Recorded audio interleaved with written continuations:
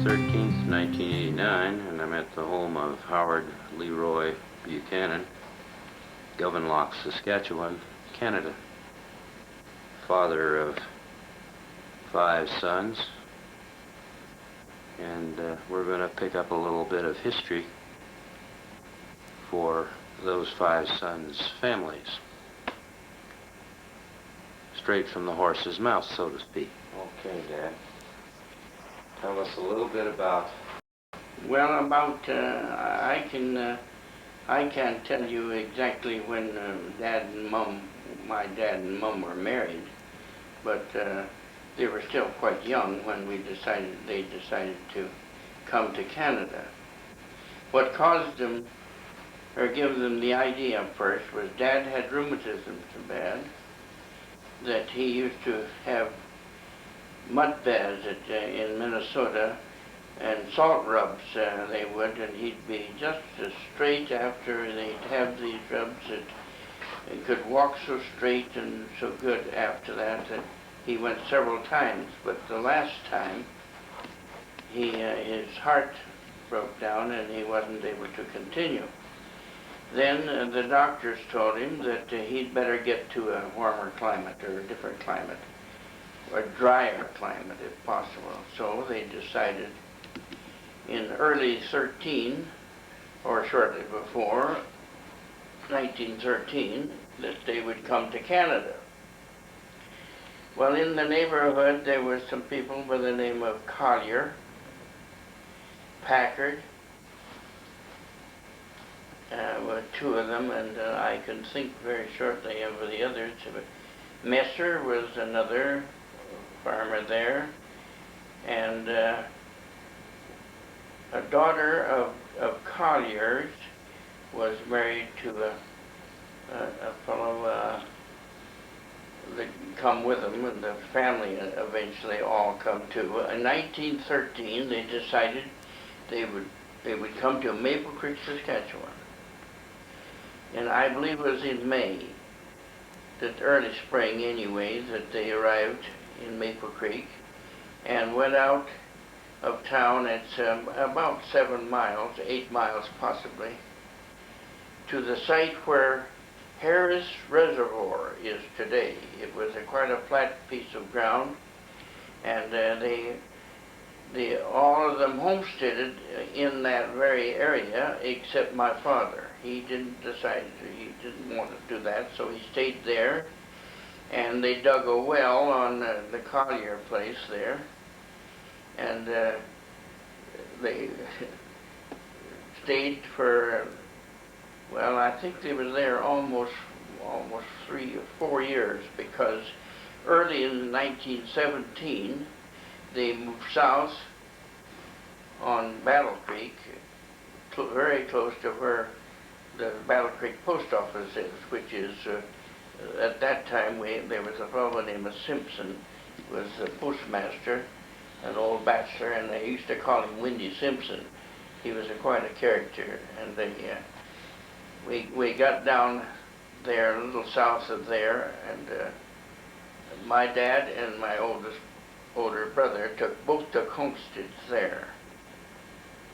I was too young, so we continued on there for a while, and then decided that my brother took over the farming up in that area, and my dad come to Govenlock, where the younger ones could go to school at the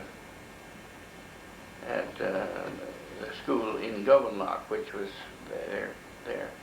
The train come to Govenlock in late 1913, and there was no school or anything for several years. Then the rest of the children could go to school. I was boarded out at a little town east further, at Vadora. There I went to school, and from Vadora I went the next year to Shaunavon, to school in Shaunavon for a year, and then from Shaunavon I was moved to Maple Creek, where I got a little high schooling. The rest of the family all got fair schooling at a public school in Govenlock. Govenlock at that time was quite a hamlet. It wasn't a town, but it was enough so that we had well, all the streets were named, and there was quite a growth there of quite a lot of people. We had there then, of course, all the CPR buildings, a roundhouse, and a Y where the train come that far from the Shaunavon and turned around, and each day we had a train daily. We had a hotel went up in late 14 by a man by the name of John Linder. And we got a garage started there, a Ford garage. A man by the name of Liskey run the garage. And there wasn't an awful lot happening except settlers coming in, and all the land was almost pretty well all taken up from Govenlock east for agriculture. Farming got to be quite good. West of Govenlock was still all grassland, and part of it was the Wallace Ranching Company had that. When that was finished in, I believe, late 17, why a lot of the farmers began to start to move, and a lot of that land was taken up. My dad bought what is known as a pool camp ranch, which was owned by the Linder brothers. Well, Bill Linder was the one actually that homesteaded the land. But the buildings were there, a house, a barn, a corral made of log. In fact, the part of the little log buildings that were there, especially a coal shed, was made out of part of the telephone poles from Fort Benton to Fort Walsh. So they were there quite before all of the land was surveyed. And the idea of a pool camp, how it got its name, was the old ranchers that were in the area before it was fenced. The country was fenced up very much. They put 2 men there during the early parts of the year to herd bulls away from the cows out when it was not in breeding season. That's how it got its name. It was named the pool camp. Now that's where we're sitting, right? This minute. That is exactly where I am sitting right today. All the old buildings are gone, but I am still sitting here. My dad lived until 1939. Mother until about, I would say 12 years ago. She passed away at the age of 74 in a month. So it lasted pretty good. You been 94 in a month, didn't you, Father? Huh? She was 94, wasn't she? She was 90, what did I say? 94. 94 in a month, actually. Yeah, you said 74, and I know that's... 94. 94 in a month. That's what she was in age. While we're on them, why don't we go back a little bit so that we sure gather all of that history right there of your mother and dad's family. Oh yeah, my mom and dad, they raised a family, actually a family of 7. The oldest of my family was Mrs. Moeller, Luella. She came to Canada as it seemed a little before I did. In fact, she married a fellow named Moeller, and Mr. Moeller was. When he first landed in Maple Creek, he took a job breaking land for a fellow by the name of Hammond. And their youngest daughter, oldest daughter, was born in 1916. So then my brother, oldest brother, he was a few years younger, I would think 3 years younger than Luella. And he wanted to farm, so he took up farming. Then come Myrtle, who married a man by the name of Ray Faulkner in 1921. I'm quite sure it was 21 that they were married. And myself, I never got married until 1931. On the 3rd of January, my wife and I were married. I married a little girl by the name of Barnes, Christine Barnes. A lot of them called it Barnes, but Barnes is what the Irish used to call it. She was Irish. We raised 5 sons, no daughters. But I had a sister, Dorothy, which was 3 years younger than myself. She married a fellow by the name of John Hester.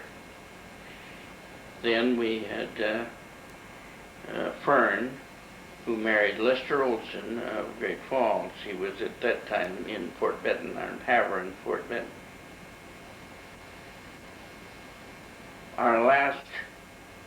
My last brother was born in 1919, in March of 1919 at Oldham, Alberta. He has now passed away. Also, Dorothy, my sister, has gone. Okay, can we go back beyond that, even back to the Minnesota, your mother and father? Oh yes, I can go back. The story about, was it Wadena, Minnesota? Wadena, Minnesota was our post office in our town, yes. Well, my dad, I can't tell you exactly, I have it in my records here, the date of their marriage and that, but I can't tell you right off without someone looking for me because I can't see too well. But they were married. Dad, when he first come to Minnesota, why, he took up logging. He worked in timber all the time. They'd cut logs and run them down the river. They called it booming them together. They'd put logs all the way around with a chain in the holes and a plug, and they'd put all the loose logs in between, and it was more like you would say a krail around the logs, and they would go down the river. And my dad was a river driver, which they called it. He had those sharp corks in their shoes, and he could ride logs. In fact, he was so supple that he could do a handspring on a log without rolling it in the water. He was at it so long. His name was Andrew Elvey. My old dad's name was Andrew Elvey Buchanan. So that was his name. But shortly before my dad and mom were married, why, the rest of the family had come out. Now I can't name every one of them. I know all the boys' names, but I tell you I don't know all the sisters. I remember there was 2 of the sisters married to people by the name of Prey, Fred Prey, and another Prey. I think his name was George, but I'm not too sure. Now this is your daddy's sisters, right? My dad's sisters. Another married a Packard. There was one time a miller in the city of Great Falls, Montana. Mother's name was actually Larman. Some German descent on one side, and they were in the area where Dad come first, not too far from Wadena, I think of maybe what we'd say 20 miles or so from that town. They were married. She was quite young. I think she would be maybe 17, 18, and Dad was quite a little older. Dad, I believe, was almost 12 years older than Mother. As I understand it, they did have some farming equipment, didn't they, back then? They were on a farm when they Oh yes, we were. What we were we had a very good farm. In fact, 3 farms my dad had. We it was in where the maple and oak trees and that were very good, valuable lumber were there, and they used to tap the trees for the maples to get maple syrup. He'd made maple syrup and boiled it in a big kettle, and that they had that there. Raised quite a few hogs as well as milk cows. We had quite a dairy business there as well. My dad did. Now, you were what, like 6 when they left there? I was born in 1906, and this was 1913, so I would be what, 7, I guess. They ended up, they sold everything they had. No, we didn't, not at once. They decided they was going to come out, and they was to Maple Creek, or to this area where I am now at Govenlock in the end. And so they wanted to bring very good machinery, because the machinery wasn't up to, it was hard to get machinery out here in those early days. So my dad, what he did, he'd run those implements through the ground enough to get them so they were second-hand, you know, to show that they had been used, and anything used could be brought across the line free of duty. So they were all taken apart then and placed in cars. And he had the papers for them, and they brought them into Canada, as well as some livestock. We shipped about a total of, I think, 4 carloads of machinery and building material, some building material. I'll tell you a little joke about some of the building material. He had so much of this hardwood, and he knew that in the old wagons that were used them days, where they had the big wood axles with a skein on the ends, which was made of good hardwood, and so he got a lot of that heavy hardwood loaded up, and he come to the car one day, and he was putting this in the car, getting ready to ship, and there was a piece stuck out. So far he couldn't get the door shut, so he took an old dull saw, and he tried to attempt to saw this hardwood off.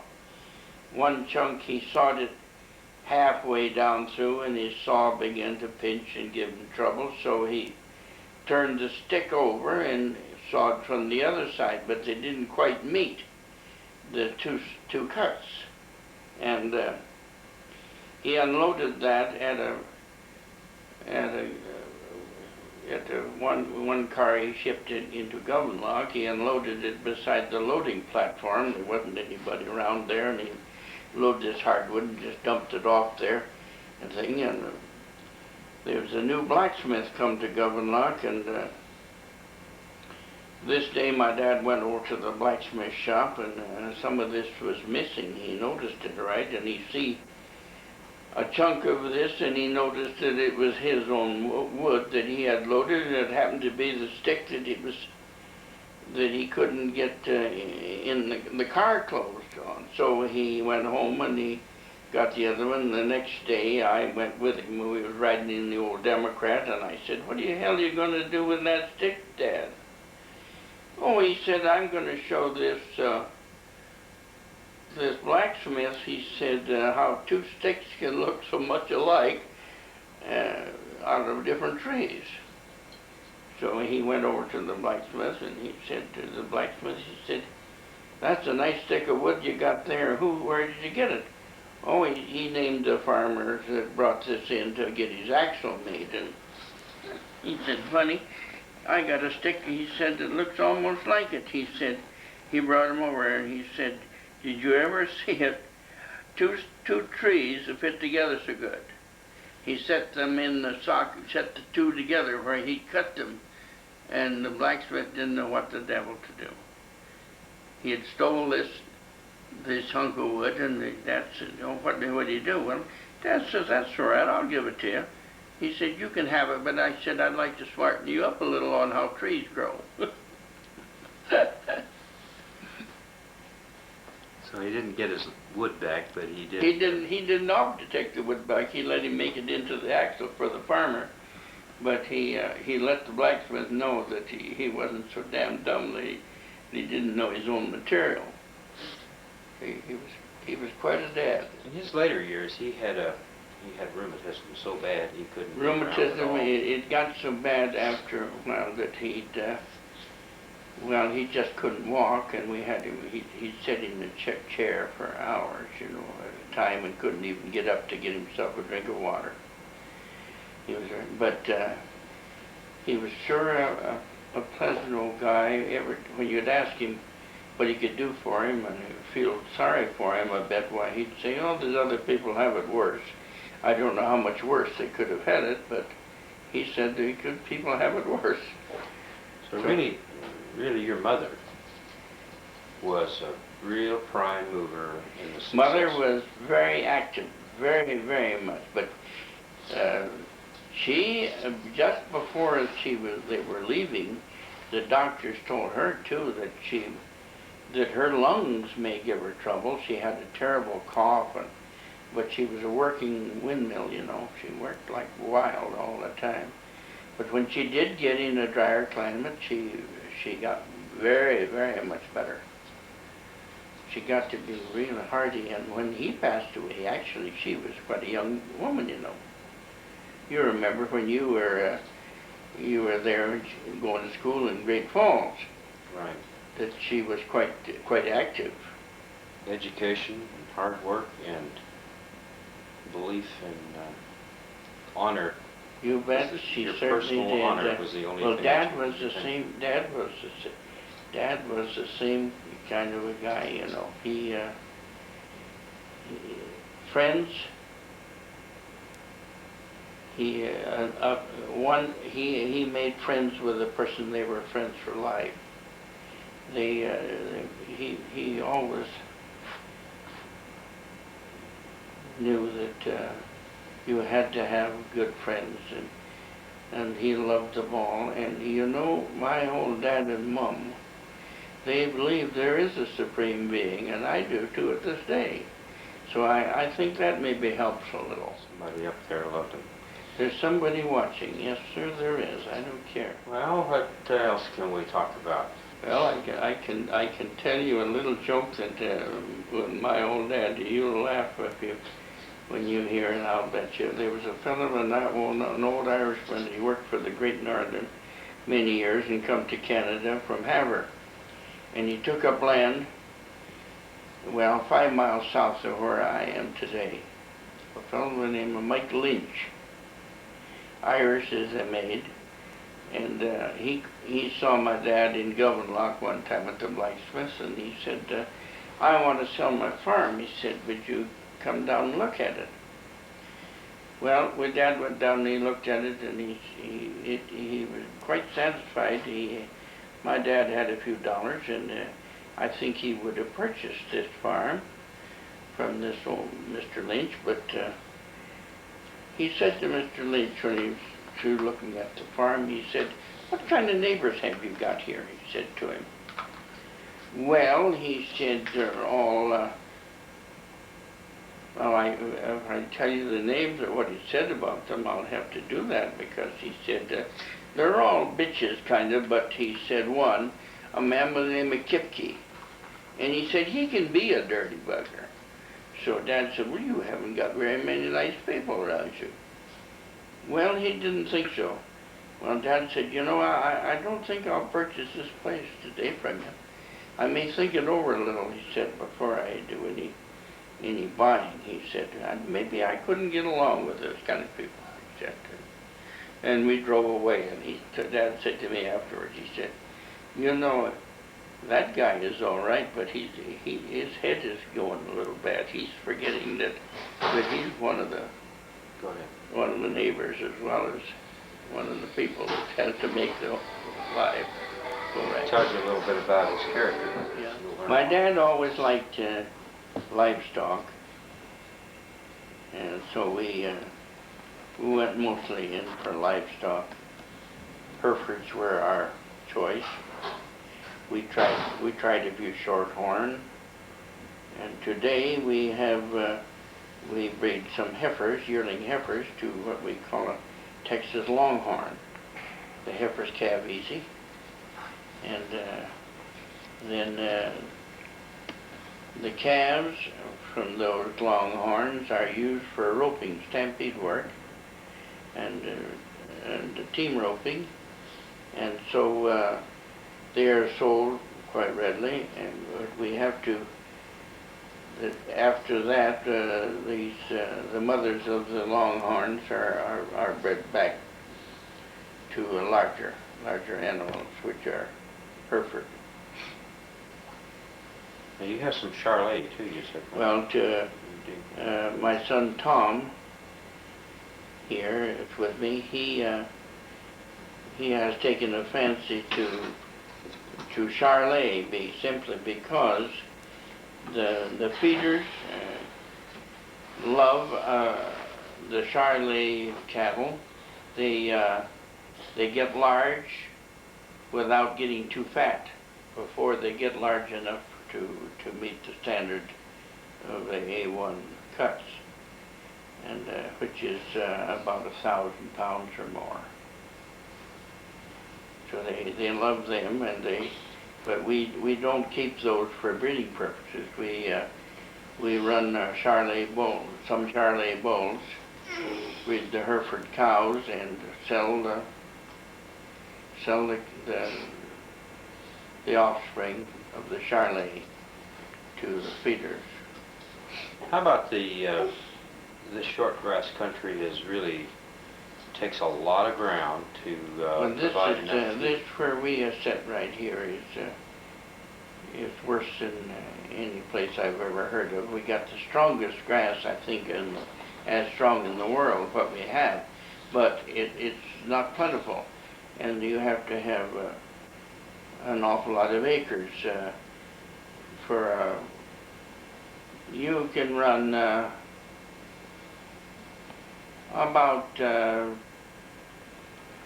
16 head to the quarter, or 16 head to the, no, you wouldn't get that. You get probably 20 head to the section of 640 acres, which was supposed to do a year, but we can only pasture anyway, we'll say about 6 months, so we get a little few more in it, in that way. The worst of this area where I am is to find enough feed for winter. And most of us try to have some irrigation. We have quite a lot of irrigation on this creek, and then we have some that we rent from the government, which is yearly. That kind of grazing needs, that's why you run, what, like 36 sections about, or? We have here with us, we had a township with our deeded land, or awfully close to it, but now as the road gone through it, and it's cut us up pretty bad and cut off parts that we don't have. So we have about 20 sections of crown lands in our deeded land. How many sections did you say? How many sections? We have about 20 sections of crown land, crown lease land, and 4 sections of deeded land. So you're running about 30 sections of ground altogether. Yeah. As long as you can. But without that, you can't produce the cattle. Oh no. You gotta.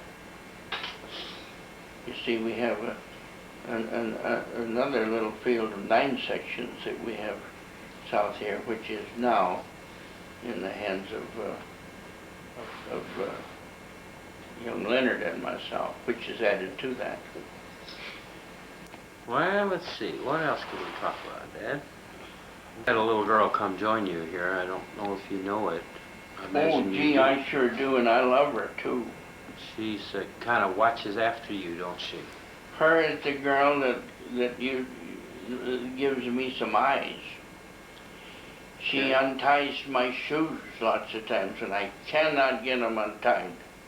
Her can untie them. She does a wonderful job.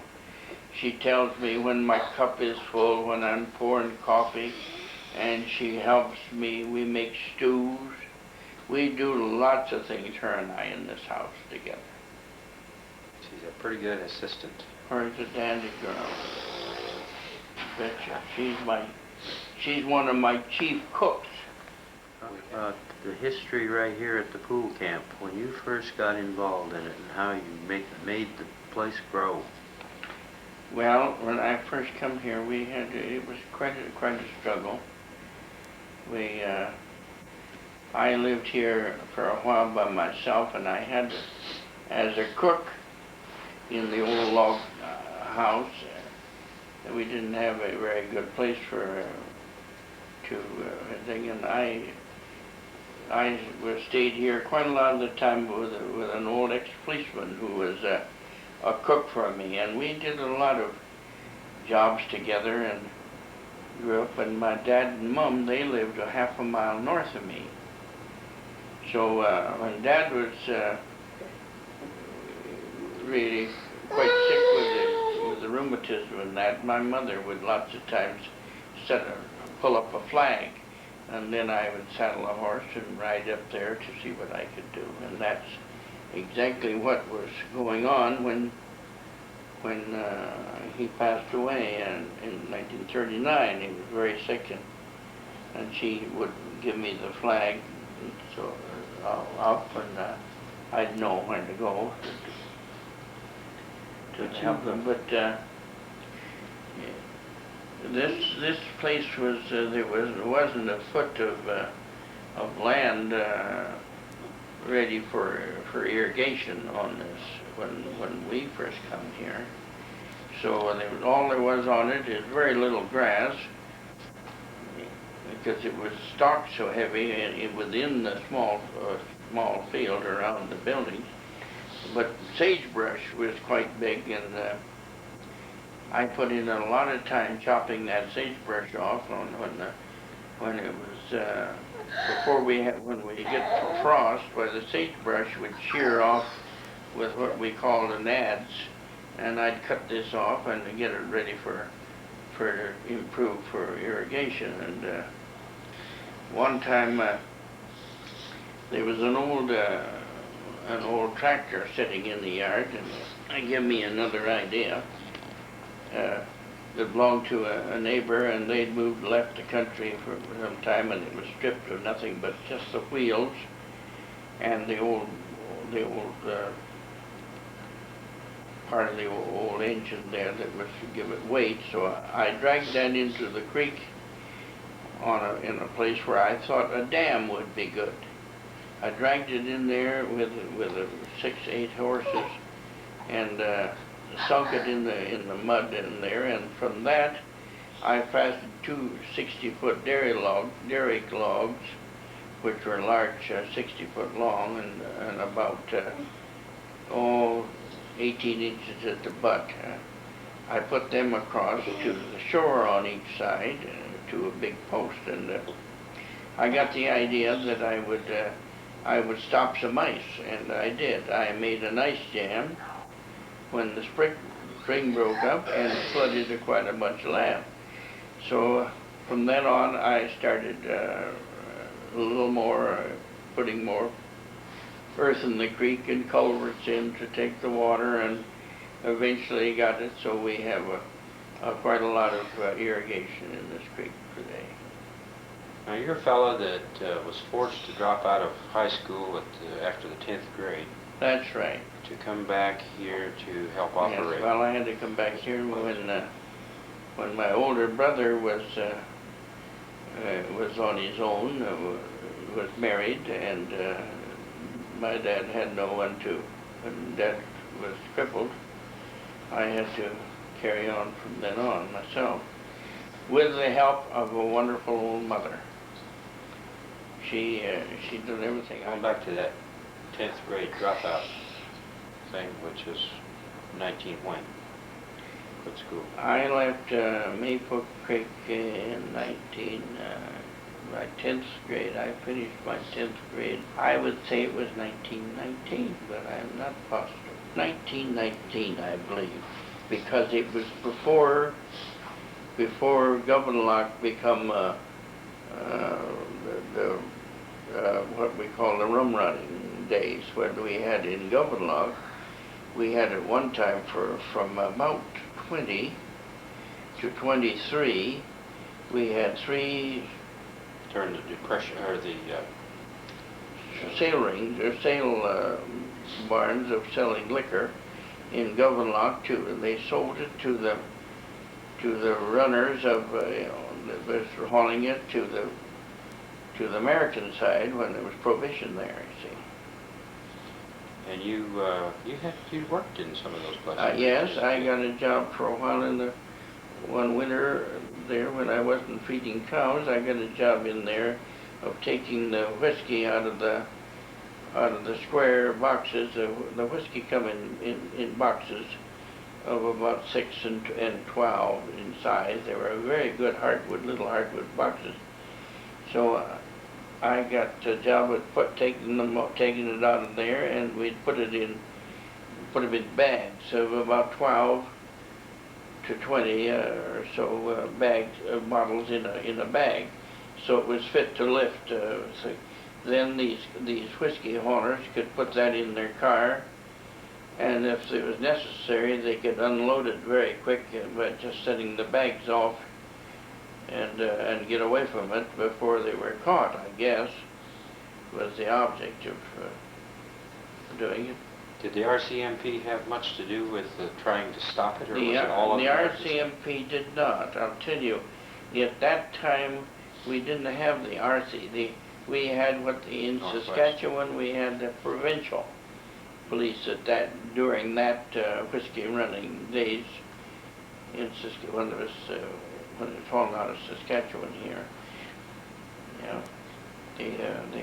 They weren't controlled for a while by the RCMP then. We'd had the RCMP long before though. And we have the RCMP now again, you see. But one of the points I was trying to get around to on this dropout situation, I know one of the things that you always told me was that you wanted to become a civil engineer. That's right. That was what was in my mind when I first went to school. And I enjoyed it very much. I got in with a fellow by the name of J.M. Spangler, who helped me an awful lot on my irrigation. In later years, I got so that I could read an instrument, and I first started as what we called a rod man. I carried the rod for old J.M. Spangler, who was actually an engineer. And then he'd teach me what he could drum into me. He didn't have too much trouble to persuade me that water was necessary, I'll tell you. And he was one of the better engineers in the country, and he got quite a lot of land developed. And of course the badgers after the gophers, so he undermined a lot of this land. And J.M. said to me, he said, will you hold a big plow for me? He said, they called it a Martin Ditcher, if I drive the team. And I said, sure. So we went out there, and we was going to lead the water out onto this hill. Well, when we got out there, he stepped in one of those big holes, and it was full of water, and he fell on his face in the mud. And he got up laughing and he said, "Isn't it wonderful stuff?" he said to me. Well, I'll never forget him because he didn't cry about getting wet and soaked as long as he was doing some good to the land and raising something. He was quite a man. That property that you're just referring to right now is the property that is making hay available for hundreds of people in this area now. Well, I'll tell you, when the old CCF government took hold from the Liberal government, we had the Premier Nollet, and he understood what was required in this country. He told me one time when I was having a visit with him, he said, "You know, there should never been a plow used in this country except for irrigation." Well, he was certainly right, I think, because there is about 5 years out of 10 that you can raise much on dry land. It has to be under irrigation, some water somewhere involved in it. So he sure as heck helped me. He developed thread, and in the early years of Nollet took over and as Premier of Saskatchewan, why he had a stroke. Mr. Spangler had a stroke and was not able to carry on. So the land was sold to the CCF government at that time, and they took on developing. Well, they made a lot of mistakes at the start, but they made a lot of good work done later. They followed one time when the young engineer said to me, he said, "That old man wasn't very smart, was he?" He said to me. I said, "Well, I consider him very smart." Well, he said, "You know, that ditch he put on around that side of that hill there," he said, "isn't it run the wrong way?" He said, "We're going to put one the other way." Well, they attempted the following day to put a ditch or survey a ditch the other way, but they found out that they had to go in old Spangler's ditch. It was perfect. So I would say that Mr. Spangler was a very, very clever man. Kind of interesting. You thought you were a rod man for him. I remember the first paying job that I got was as a rod man on that project.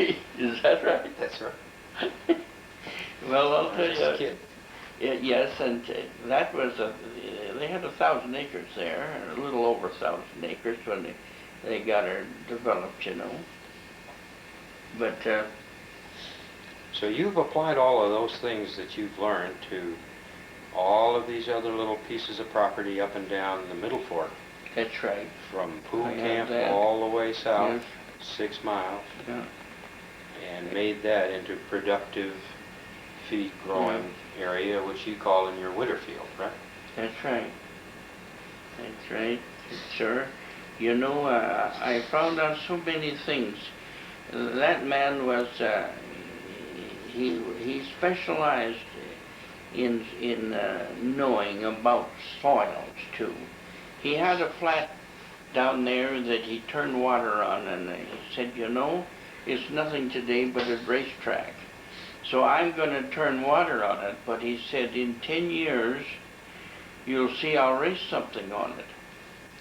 Well, within 5 years, that man had something on it. He turned, it was salty down in there, but he turned so much water on it, and he leached the salt out by turning it on, worse than that, and he put so much silt on the top of it that it haired out just wonderful and made a hay meadow out of it.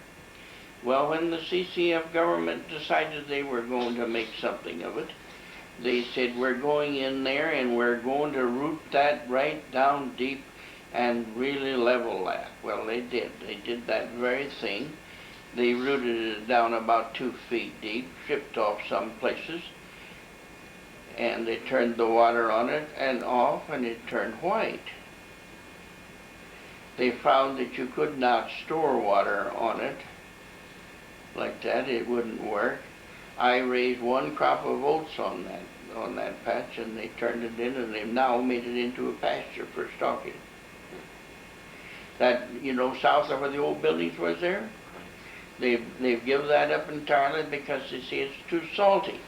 Well, they partly spoiled it themselves, and if they would be smart, they could still do what Spangler did there to the very top surface of it and leach the salt out, as long as they run it down so it wasn't on anybody. Not keep the water on it. Not keep it on it, just flood it and run it off. Just flood it and run it off a few times and not try to overwater. They would still have something there. Because I raised oats on that very field the first year, and it went about 60 bushels to the acre. I had a binder that was working, but I didn't have anybody to ride the seat on that binder, and I didn't want to buy a new binder. So I hooked that little Ford tractor that I have on, there's one that is here in the yard, onto that binder, and I had Fritz Cameron ride the binder for me. He was the storekeeper. Till we cut that down, and we pulled a thresher machine in there and thrashed it, and run it into a big pile right on that flat. Yeah. Well, they've given that up entirely. They say it's too bad. It's no good now, simply because they ruined it themselves. Let's see here. But old J.M., he had some wonderful ideas. Wonderful. And they worked, I'll tell you. Well, you had some other people in this area that understood a little bit about irrigation too. Peachy, didn't he have some? Oh yes, well, Peachy did. I have the land today, but he, or Tom has actually right now. But he could have. Of course, he didn't have the big machinery that we have today. I hired some big machinery to cut out some of the. They were 3 flumes that were taken out in one flood by ice jams against them, and just took one flume and lodged against the next, and took 3 of them out in one spring. But they were made different than I attempted to do. I didn't attempt to do it that way. I instead of going over the top in a trestle, I dug a deep hole underneath the stream and let the stream go over the top of my pipe, and it's 4 feet higher on the one side, input side, the input intake, than it is on the output, and it goes through there just like a big wiener. You can turn thistle, weeds and stuff through it, and it'll come out just like a big sausage there, and it works wonderful. And other places where I would have had to put those trussels, I changed the course of the creek a little, and with big machinery, and then filled the place where the trestle was with earth. Where'd you get the idea for the siphon ditch system? I got the idea from J.M. Spangler. I helped J.M. Spangler install one of those, which is where when the government took over, they did the very same scheme. They followed and laid a second culvert right alongside of the one that J.M. Spangler and I put in. So it's double the amount of flow down the canal. All you have to have is about a foot-sized hole or smaller in the bottom of the siphon so that it drains out. Well, I'll tell you what we have there is just a place that you can drain it off, and when it gets so it drains off in cold weather, you can drain it off. And if it's deep enough, it doesn't have to be that either, because all you have to do, and sometimes is pump the top off a little, And so there's an airspace, and the culvert's round, and if it freezes any at all, it just rises in as long as you get some off the top. As you keep it out of the bottom of the Yeah, that's right. over itself. But it's down so deep, you know, that it doesn't bother. But when you find frost in this country, if it's moist at all, the ground is moist at all, it'll go 6, 7 feet deep on it. Oh yes, yes, you bet. Yes, it gets cold here. There's no doubt about that.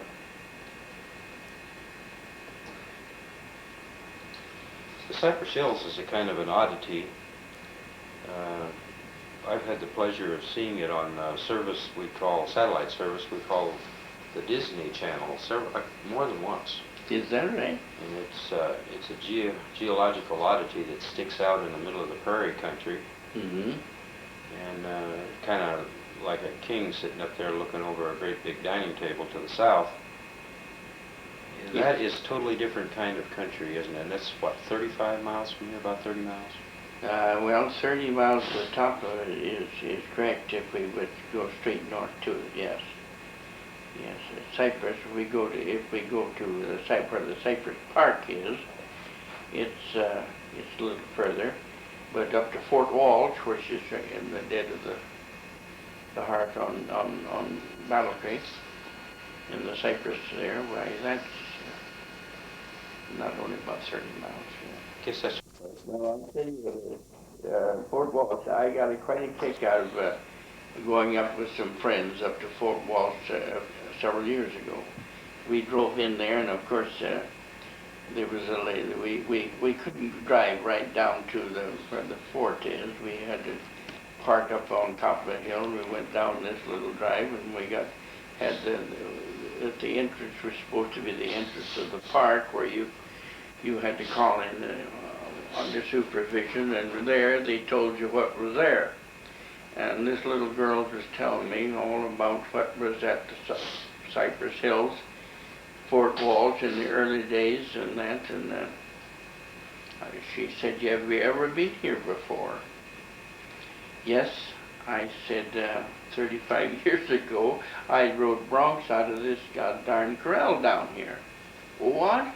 Yes, I said, there was no RCMP there then. They had already moved from there to Maple Creek, and this is the spot that was taken over by the name of Jack McKinnon. Oh, she didn't know that. Well, I said, that is a fact. Jack McKinnon, it was the land at the beginning of the place was owned by Woodin Anderson, an old rancher, and the buildings were there. Jack McKinnon moved in there, and he built a barn there, and we'd have these little show there, and then they would have a dance in the loft of this barn.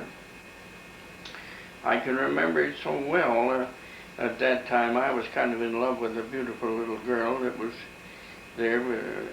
Her name was Dolly Ross, or Morris Ross's daughter. She was a heck of a nice little girl, and really cute. And I said, we were up at this dance, and I got a toothache, and a guy come along to me, and he said, if you could put a pinch of snooze in that tooth, he said, it may help. Well, I tried snooze.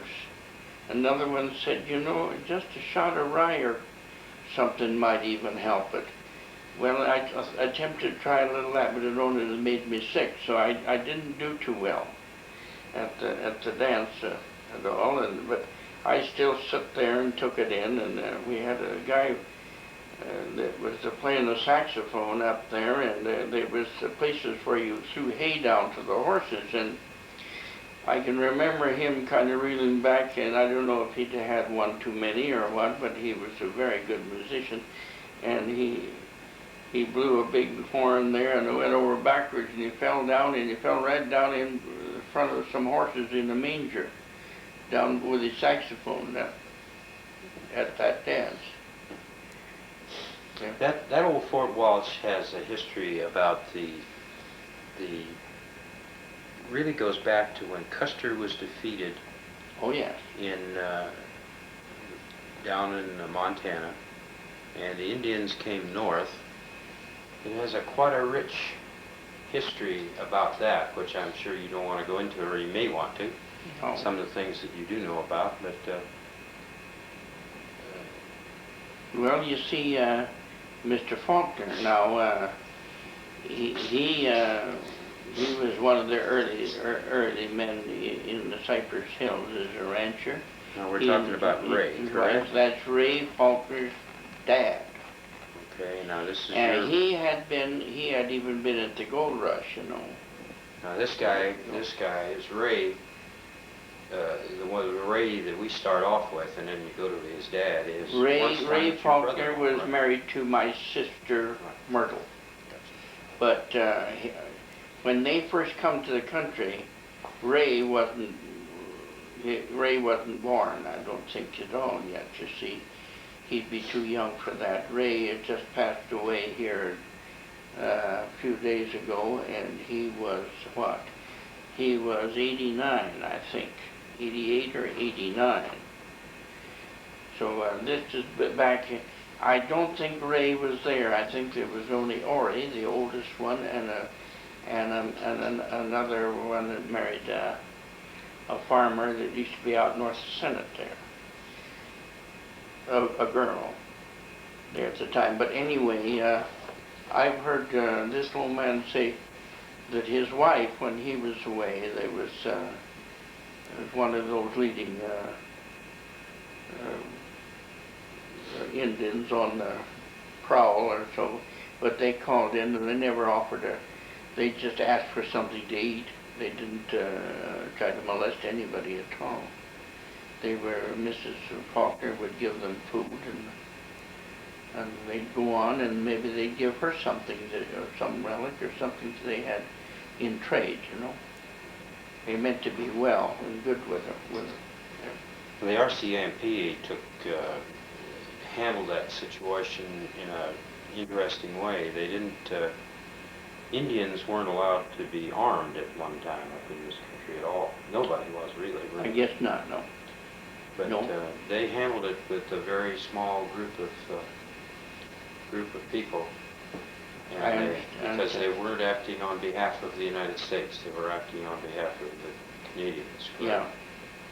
Yes, I think they won an awful lot of credit by the way they did it. It didn't turn out to be a slaughter at all. You know, they tried to keep all that down, but I tell you what they took in with them an awful lot. They took in some wonderful old scouts of Indian and Scotch breeding with them the Cypress Hills as guides at that time, and that helped the RCMP an awful lot, I believe. People who knew the traditions of both. They knew the Indian people better than anyone because they were part Indian themselves. And they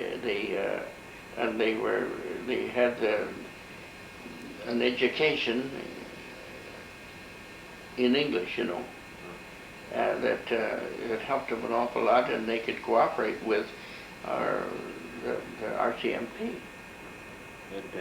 It came from trapper traditions and everything else, so they really understood. Yeah. The old boy that in early days, he had been the old fellow that cooked for me here at the pool camp when he retired, a fellow by the name of Hugh Thomas. He was a wonderful old guy. He was an ex-policeman. That was the Royal Northwest Mounted Police. It's a little different than the RCMP today. You know, the original name. Called it a little different, yeah. But there were some wonderful people out, and a lot of those ones were the ones that when they retired from the RCMP that settled the country. We had Hugh Thomas, he took up land. Purvis, he took up land, a fellow by the name of Purvis. Just all along these creeks at different places, they were ex-policemen, a lot of them that liked the ranch life. They thought it would be good, and they started. When Linder Brothers come at they're in 18-something up there, they took some milk cows into 10-mile detachment was right there where the Simpson post office was when I first come to the country. And the fellow that was the policeman, one of the leading policemen that was there then, was a fellow named Percy Cutting. Now, Percy Cutting or Cuttingham, now I wouldn't say for sure which is the name, but he was there. He was there when the Sodden boy froze to death, and his brother lost his toes and feet when they were on skis in March of 1917 or 18, spring. I can't tell you which year it was. That they was closing off that place. That it was Battle Creek detachment was closing out at about that time or a little later. Now these Linder brothers that you talked about, Well, the Linder brothers, they come to the country. From where? They come from Chinook, Montana, by wagon and a few cattle and saddle horses and quite a number of range horses that they raised because farming was starting in Canada and they were breaking horses and selling it to the farmers. But one of the main things that they had to do there, they also had some milk cows, and they supplied 10 Mile and Battle Creek, or 10 Mile and Fort Walsh at that time with some with butter. You know, from their thing, and that helped them a lot of getting started and keeping the wolf away, I guess you might say, in early life. And they would get the mail delivered to them a lot of the time from out of Maple Creek through the police force. They'd go from a police would carry the mail from Maple Creek to 10 Mile, not to 10 Mile, to Fort Walsh, and from Fort Walsh down to 10 Mile, and they passed right by the Linder Ranch where they settled. Now Linders, they grew to be very big ranching people in this part of the country. Wonderful ranching people. There's 4 sons. 4 sons, no daughters. Yeah, there was Phil, Bill, Barney, Phil, Bill, Barney, and John. Yeah.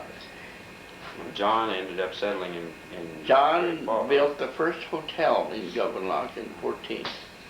And yeah, he was the only one that was married. He got married at that time. So he sold his interest in the place, in the ranch, to his brothers, and built a hotel in Gouverneur. From that, he went to the garage. He took on the garage and a filling station, and he remained there until, about 12 years ago, he moved into Maple Creek and died. But, they also were kind of influential in your life. I mean, they were very much so in my life. I'll tell you, Billy Linder was one of the. Billy Linder seemed to be the closest, though, and he helped me an awful lot in judging cattle in lots of ways. You know, I'll tell you what he did with me one time when we were. I needed a few more breeding stock, and I said to Billy one day, I said, I want to get a few more breeding stock. I said, I have some heifers that they don't look good to me. Come out and see them. And he rode out with me, and we looked at these heifers, and he said, Howard, you don't want that one at all, he said to me. Well, this was a nice large animal, and I thought he was good, but I didn't like the front end of him. And he said, you know something? He said, that thing, when it gets to a cow, it'll only have a calf every other year, and it'll be a hard calver. I said, why? Well, he said, you know, the legs are on the outside of it. He said the front end is too large, and then it's too much like a bull. He said it is not going to have a calf every year. And he said when it does, it'll be a hard calver, because he said those it's not made in proportion like it should be to raise calves. Well, I said, where can I get some? Well, he said, you know, I'll tell you what I'll do with you. Or we will, he said, if you want some good heifers, he said, you come and we'll pick some heifers out of my outfit. He said, we'll give you the best ones if you want them. So that is what I done. I got 50 head of heifers from Billy Linder. These were Hereford. Hereford heifers, and that would give me a thing. And we found out, and I said, why now do you like this heifer? Well, he said, first of all, if you want an animal that's going to be something, if you're going to have it to have calves, he said, it's got to look feminine. Well, I said, I guess it will, probably. Yes, sir, he said, it will look, it's got to look like that. He said, his legs has got to be underneath, it's got to be built, it's got to be a good uniform body, and a good straight on the top. And he said, don't forget that that tailbone is not supposed to stick up high. He said, if it does, the pelvis is going to be so damn small you won't get calves anyway. All right, I said. Well, he taught me a lot of things about cattle. They've got to have hair, he said, for this country. They've got to have all of those things. He said, you know, even the feet of them things on this hard ground has got to be good, he said. You can't have a deformed foot, he says, that on a cow that's going to raise you good calves, because he said, the feet will go to heck, and then you haven't got anything. So, and the bulls. He picked bulls. He knew how to pick bulls because he said, a bull that can't walk won't breed cows. And, you know, he just had a lot of brains, and he proved it all the way through their life and business to me, and it has turned out well for me and my family here.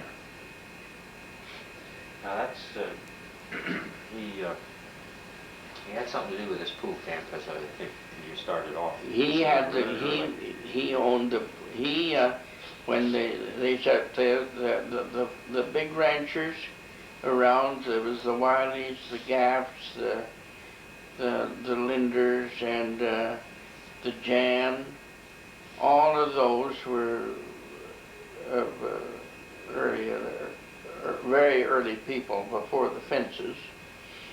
And this was open land. They open land. Well, they built this a barn and a corrals and a fenced a small area here, not on no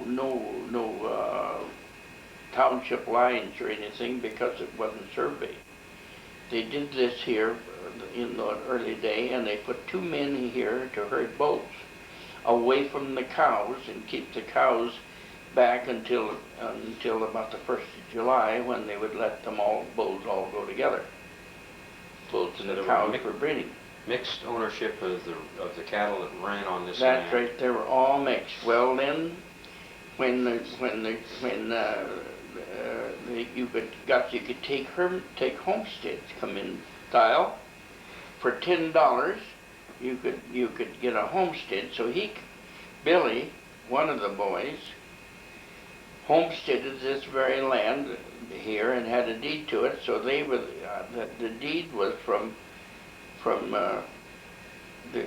was from Billy Linder to Andrew Buchanan and Howard Buchanan. That's the way that was. So Billy Linder was the very first owner of this. He was the very first owner. Other than the Crown of Canada. That's right.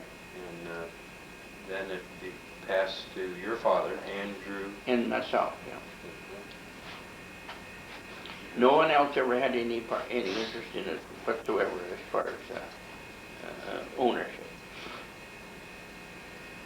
And they picked this spot because it was here by Ruby Springs, a dry country, plenty of good water, and at that time, you see, for the summer months, they didn't worry about it. They just had a pasture, and saddle horses. They didn't have to have hay put up or anything for just herding bulls in the summer months. Where did they winter back then in those days with their cattle? They just run out, didn't they? No, they tried to. well, I'll tell you, up until 1914, quite a few of them got the idea that they would go farther, and there was a span of years that the grass was good. Well, the Linder family, they were outstanding. The whole family were so wonderful, you know. One time I can remember when I think I had the first youngsters who were ready. Maybe Jerry would, and Gary. I might have had the two of them. Anyway, I needed a little money, and I needed it bad, and Billy used to call and visit with me once in a while. And it so happened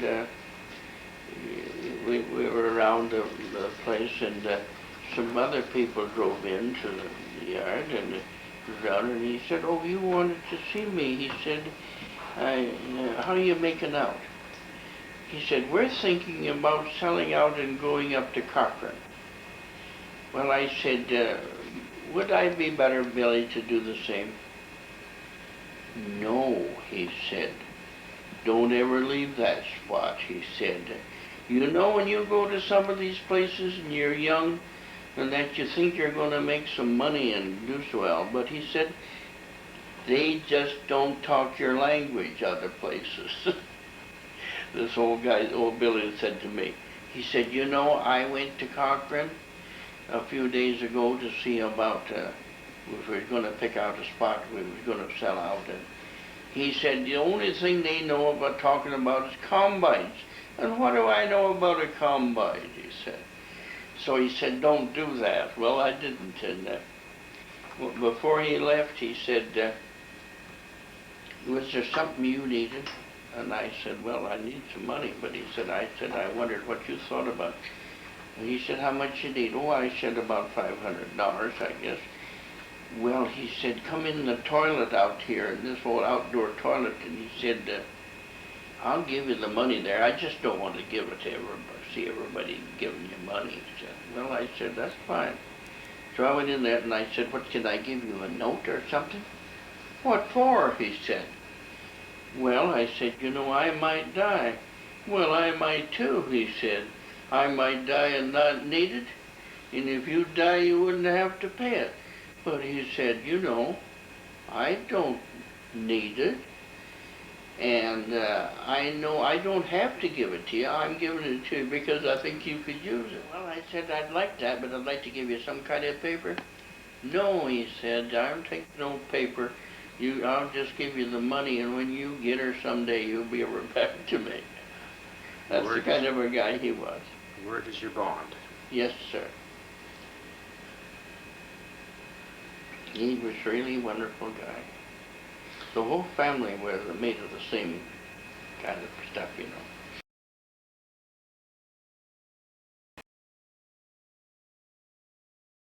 Now, you had a kind of a trying experience when I was just a little bitty boy.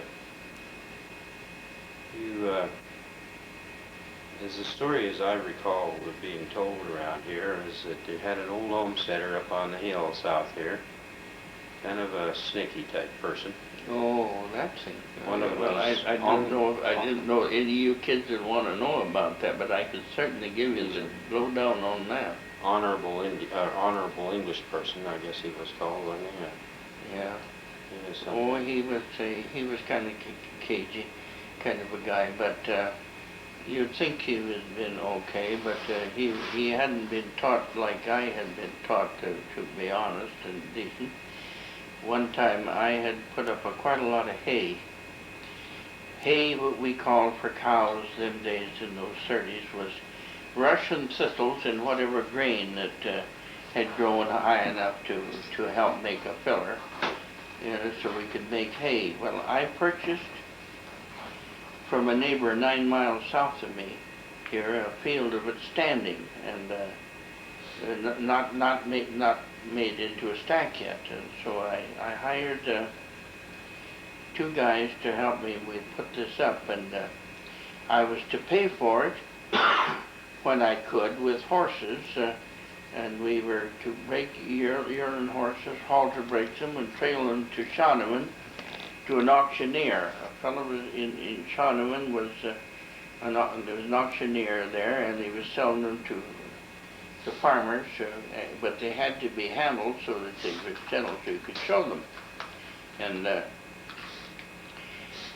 in the first winter, I had quite a lot of that hauled right down to the buildings, the 9 miles hauled in there, and was still hauling. And this neighbor a few miles away, he come up to me and he said, you know, I haven't a thing to feed 20 head of cows and some few horses there. Well, I said, what did you want? Well, he said, I would like to buy some of that hay that you got. You're going to have enough, ain't you? Well, I said, I think so, but there's nothing certain about it. I've been buying oat hulls from Moose Jaw and shipping them in big bags and putting that with the thistles and feed to feed cows. Well, he said, you know, I'd like to get a few loads. I've got to keep them 20 head alive. Well, I said, I'll let you have that then. And he said, I got no money. Well, I said, you know, I'm paying for this hay. I haven't got it paid for. I'm paying for this with horses. I said, what about those colts? He had 2 colts, nice big yearling colts, following the team that he was driving for the holiday. Oh, you can have them, he said. Well, I said, okay, you made a deal. Well, he'd come down every other day and haul hay out of my haystacks and haul it home and feed it to his stuff. And in the spring, I thought it's about time that I got these horses, so I went up to see him. And when I rode up there, it was a kind of a hot day, and he was sitting on the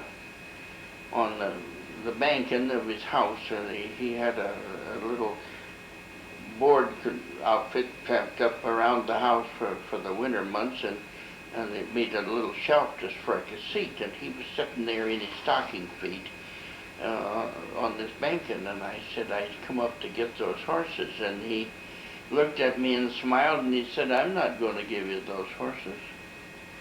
I said, why? Because he said, I'm just not going to give them to you, he said to me. Well, I said, you know, Herb, I'm going to take them. So I just rode out and took the horses and took them home. I got them home and I branded them, put my brand on them, and I traded them to the fellow that I'd got the hay from as part payment on this with my own horses. Nothing was done until fall. In the fall, I was working on a road, and I was driving 12 horses on one of those old-fashioned graders. They're not motor graders; they were old hand graders. And the man that I had got the hay from, he was operating the grader. Well, it's a perfect chance for this to happen. We were stopped right on the road, and the RCMP arrested the 2 of us for stealing horses. Me for stealing horses, and him for being in possession of stolen goods. Well, he said, did you get those horses? Certainly, I said. I went and took them. They were mine. Oh, no, he didn't know anything about it till it was stealing, so they gave me 5 months in the Regina Gaol with just a JP and nothing. Well, then I got a lawyer after I got in there, but I didn't get any results until I had done 4.5 months in the damn jail before I got the results, and then they proved me innocent. But I'd lost some horses, and it was winter time, and some of the colts had died, and the others tried to claim some horses too. They thought that looked like theirs. One party said they looked exactly like my horses. Well, they naturally looked the same as his horses, because he run a black Persian stud, and so did I have a black Persian stud. So they naturally, and I didn't get anywhere, and they give some of those horses out to be wintered to my horses, and the only ones that survived out of a lot of them was the ones that that had good care, like people like Mr. Reeser at Consul. He had a wonderful team there, and they were in good shape when I got them up back too.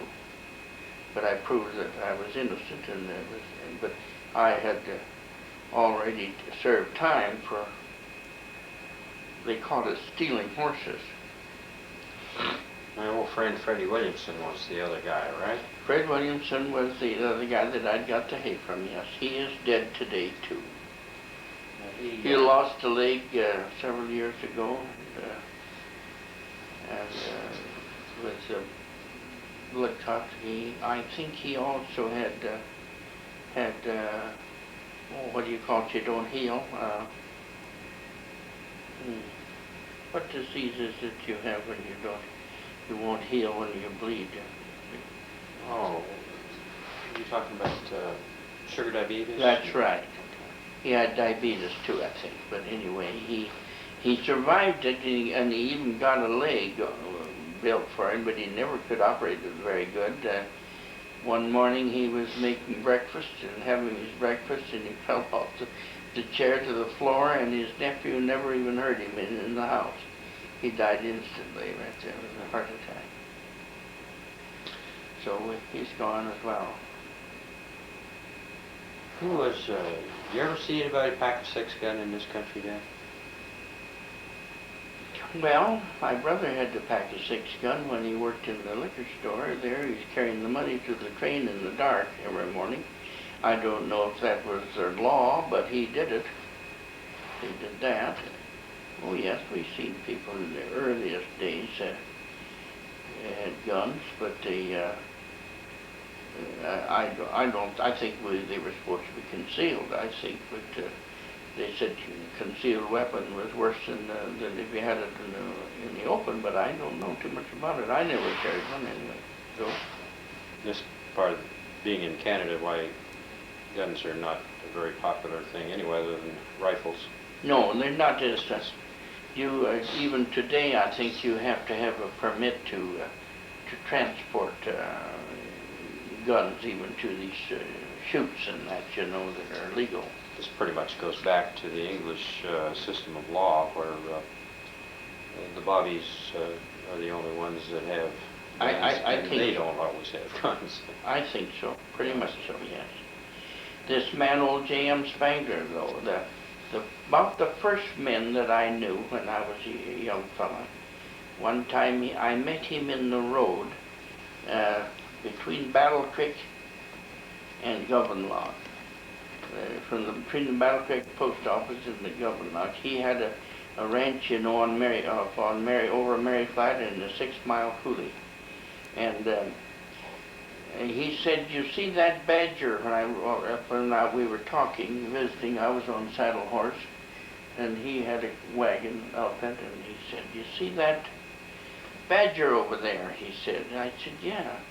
He said, "Would you like him for badger oil?" Well, I said, "How do you mean badger oil?" Well, he said, if I kill that thing, he said, he'll be fat. And he said, if your mother will allow you to have a frying pan, he said, you can dress it just like you would a young pig.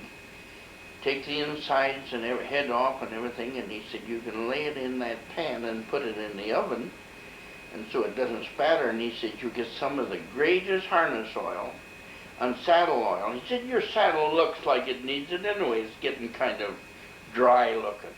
Well, he pulled the 6-gun out and he shot that badger.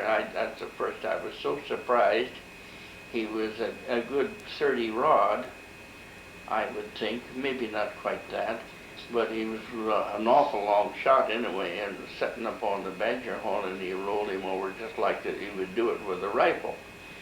And I got him, and I had quite a job to lug him on that saddle horse, because badgers smell kind of when you shoot them like that. They put out a scent, and the horse or nothing likes it, the smell. But anyway, I got a bag from Mr. Spangler, and I carried that badger home, and I done exactly what he told me. And I melted this stuff out.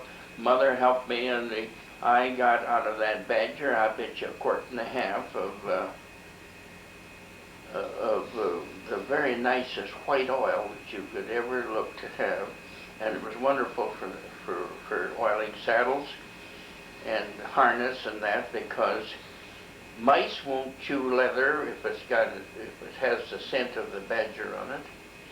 These kit fox that love to chew up leather wouldn't touch it, and I was very fond of that stuff for saddles and harness. I'd had some experience with kit fox work. I went with a guy on a pasture fence to repair it for a fellow. We had a guy working with Clarence Bremner that travels through the country, and I don't know where he come from. I think Quebec, but anyway, he was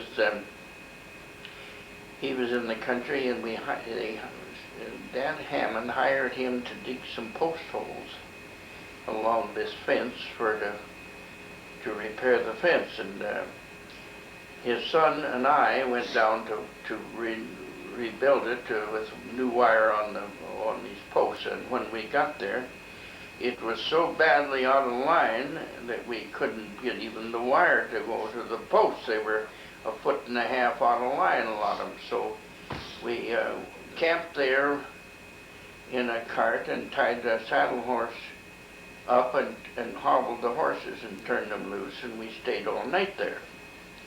In the morning, when I went out there, here was one of the lines cut off and one trace cut right off, about 1 foot short of the end, and part of the line was gone, so I couldn't drive the horse. But I'd heard in the evening a kind of a chatter of something sound like a little kite or something, and well, it was a kit fox. And I went in that direction, and sure enough, here was my line, or part of it, scattered along on the ground, and the end of it stuck down like a big badger hole. So no kit fox there, but the kit fox was out of sight. And so if I could have cut the kit fox, I'll tell you I'd have killed the kit fox pretty quick, because I had no line and no trace for driving my team and outfit away. Some kind of emergency repair to get emergency repair back. Was just a piece of wire and there in places, so and that too, so we could get out of there with our outfit. That badger oil became a tradition at this house, I know. Oh man, I had a gallon or so of it around at a time. Remember one time a badger used to be worth something because he's a varmint, yeah, so to speak. He was bad. He'd break horses' legs and all sorts of things. And there was an old Essex automobile here one time by your little brother, and we had a barrel in the back, as I recall, a big old wooden barrel in the rumble seat. Go out. Drowning badgers. Drowning badgers. That's right. You drowned them out of the hole like you would a gopher. That's correct.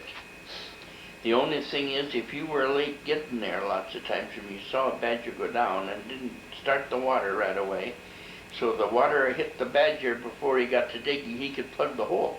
You'd plug it from the other side faster than you could. Then he could keep the water from getting to him, and he'd dig up a different direction, and he'd fool you.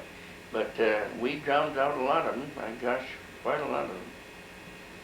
Same kind of experiences with the getting the beaver permits to hunt beaver up and down the creek. Oh yeah. When they got too Do you remember the time that Ivan, the one that's gone now, Ivan Buchanan, my youngest brother, I had an old 3840, you know, it had a ball about the size of your finger. Winchester 73. Yes, sir, and we crawled up on top of a cut bank, was watching these beaver below, and all at once that little thing barked, and when the smoke cleared, well, he hit a beaver all right, but he said, I think I drove him down in the mud too far. I don't think we'll be able to get him out. We fished around a long time before we got the hook to him and dragged him out so we could get his hide. I was just a kid about that time, and I never forget it. Yeah, drove him down in the mud, he said. Well, he didn't do that, but he went him underneath. After he shot him, he went underneath some brush stuff there. I remember that old rifle hung on the ridgepole of that pool camp when log house for years and years and years. Yes, sir. And you know when that we had that terrible windstorm that come through here that took that new barn with the loft in it? I had a small barn with a loft in it. You remember? They blew that down and carried it over in the creek, and it took 3 logs down on that log bunkhouse. Yeah, that log bunkhouse was just the way it was built years ago, wasn't it? Wooden, Yes, sir. A root cellar underneath it, and a dirt roof. That's right. It had almost like slabs, really rough boards on the top of it, and then it had tar paper, a layer or 2 of tar paper on that, and then earth on top, and all around the eave, and there was a little pole fastened to keep the dirt from running off. You remember? Right. And they filled it up, and you know, they didn't leak until lots of times for many, many days after they were first put up that way. Worked pretty good, but later in years, some of them, for the rains lasted about 3 days, why, they'd begin to drip here and there, and then we'd have to set a can underneath the liquid dripping spots. Yeah, but that wasn't just an ordinary old dirt either. It was that old greasy stuff that came out of the sloughs. Yes, it was high what we alkaline. call hard pan, and you know, water won't sink in, won't penetrate in that hard. That was quite a. It just got slippery, didn't it? Oh, it was slick. I'll Yeah, tell you, it was like yeah. grease on a doorknob. It sure was. Yes, sir. But it worked. And that old place holds so many old memories. Even as after you rebuilt a new house. Well, when we still had the old bunkhouse, I remember in there, Fred Williamson we had it petitioned off, and Chrissy and I lived it, you kids in one room there at nights, and we run a cart in this little L-shaped place, and Fred Williamson was sleeping there, and in the morning, early in the morning, the sun was starting to come up, and he called me and he said, Howard, I want you to see this animal, he said, here. I went out there, and here on a web hanging down above his head was a black-widow spider, and that spider, I'll tell you, was as big as a big pea. Just with a red belly, you know, that big old spiders. So we put him in a sealer. And I can remember that so long. We wanted to see how long he would live in that there thing. And I don't know what happened to that spider in the end. If he died in there, he must have died in there. Whether he raised a young in there and thing, I don't know. Yeah, I remember it being displayed. Yes, sir. Because he was a bad fellow. Well, they're supposed to be poisonous, you know. And they tell me today that one of those spiders can only bite you on certain spots. Now, whether there's any truth in that, it has to be an old spot that a spider can bite. But what the bite is like, I have no idea. But they are poisonous. And not every one either. I believe it's supposed to be the female, but I'm not certain. Has a red wine glass on her belly, I know that. You bet. You bet. Today we know about the brown recluse spider. She's a bad animal too. Is it? But, oh goodness, what else can we talk about here, Dad? I hope you're not getting bored with this. Oh, no. You at one time were in the rodeo entertainment business, weren't you? Yes, you mean where they had a boy killed here? Yes. Yes, I certainly was. We had a little show here, and we built a very good arena, and only a single shoot, but it was good for quite a lot of entertainment, and we would have about every 2 weeks or so on a Sunday, we would have quite a gathering, and people would come from different places. Cars were starting to be operated pretty good, and it was a perfect spot out. It was a kind of a low spot where the arena was, and they could set the cars on a hill in a perfect view of the thing, and we'd have a lot of fun. Well, one Sunday, I had a group come from Wild Horse, Alberta. The boys that had ridden with me before in the arena, and the horses and handled cattle. And this day it was on a Sunday, and there was a fellow by the name of John Henley, and his whole family come down, and his brother-in-law come. His name was the brother-in-law's name was Charlie Marshall, and we were riding. And the Sunday before, I had ridden a horse, and we was going to have a little show. And my brother-in-law, the other brother-in-law, had gone arranged for the soft drinks and ice cream and that for the booth that we was going to have. And I said, this boy said to me, the Easter fellow that was going to ride, he said, you know, that horse looks so nice and so high. Did he ride? Was he hard to ride? And I said, no, he wasn't hard to ride, and he wasn't. You know, I could just catch him every time.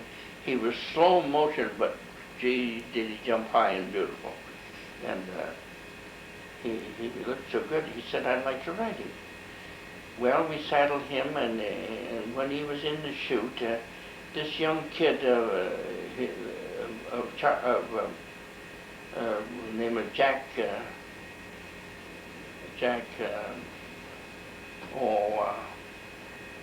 his nephew, the boy was going to ride, his nephew, and he said, here, he said, take my watch, he said, in case I don't come back, he said to him, that he didn't want to get it broke, his thing is a nice new wristwatch, and he handed it to this kid. And you know, he rode that horse wonderful. But instead of waiting for a pickup man to pick him up when the horse quit bucking, the horse just run in along the fence line of a round corral, which was about arm's height from the saddle. It was a high corral and good. And he just threw his hand over the corral like that and grabbed the top rail. And that old pony just sucked back and went the opposite direction and caught his chap over the horn and threw him down on the horse's flank. And he put a hand against the old horse's flank to protect himself, and the horse hit him, kicked him in the face, killed him. And my God, it was something terrible. We couldn't get a horse to him to get him picked off. There's just a crowd of about 20 just blew to that horse, and we got him off, and I held a stick between his teeth. His tongue was swelling, and his face was bleeding terrible and unconscious. And we started for Havre, but we just got 17 miles just across the border, and he died. So it spoiled our picnic, and we never after that had any of those years of fun like that anymore.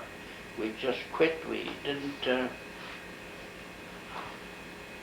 indulge in any of those little fine shows like that anymore at all. And it took something out of me that I never enjoyed a rodeo. I didn't mind riding, but I was more scared of other people getting hurt than I was myself.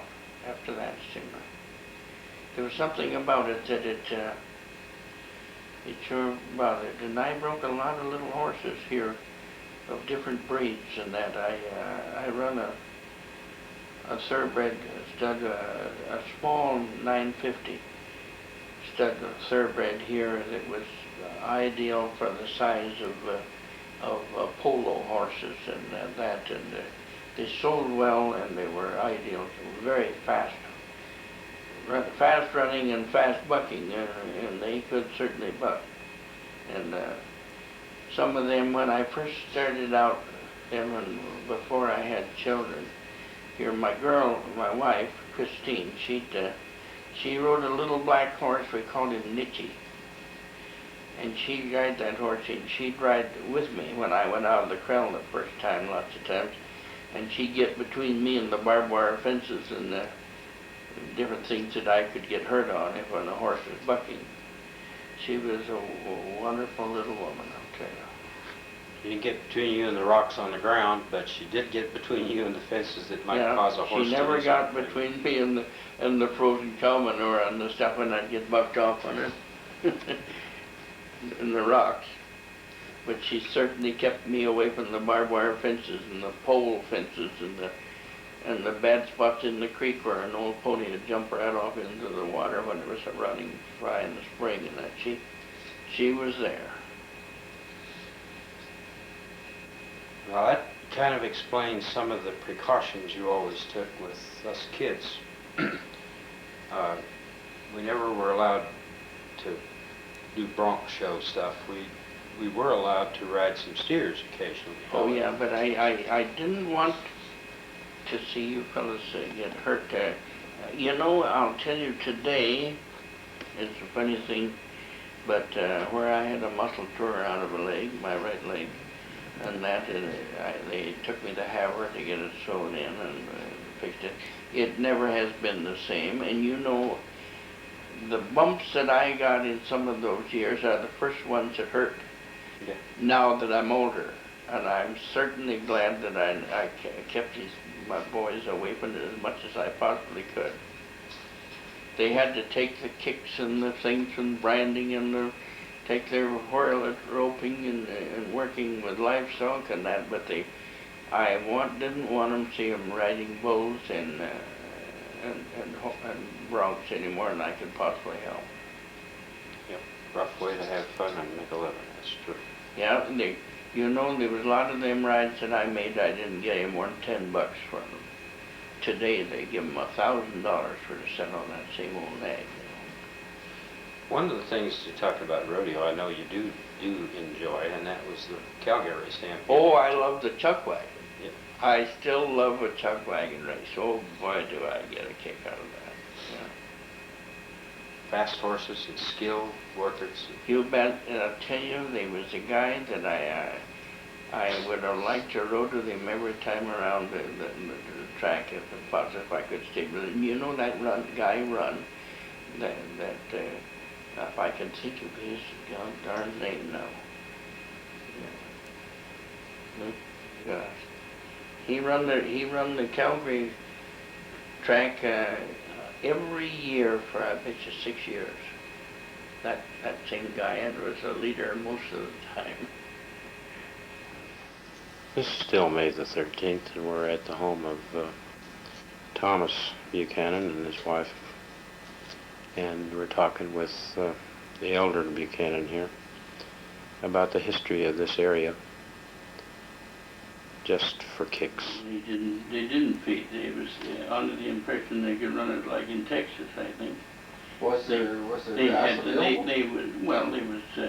There was a little hay put up for the wild horse on Wild Horse Flats, you know, and a few places that way, maybe along the river. But I think their main object of winter was supposed to be wintering on the Milk River Ridge and where it snooked off, you know. Or were they bigger than like that? Was that one ranch over there? You mean Ross? Ross were bigger. Oh, you were like Ross. Ross wasn't in existence then. He didn't come. He was just getting started, I think. Oh, I see. Yeah. Well, Ross's built the ranch together themselves, didn't they? Or was it? No, there was a company, I think, in with them to start with too. But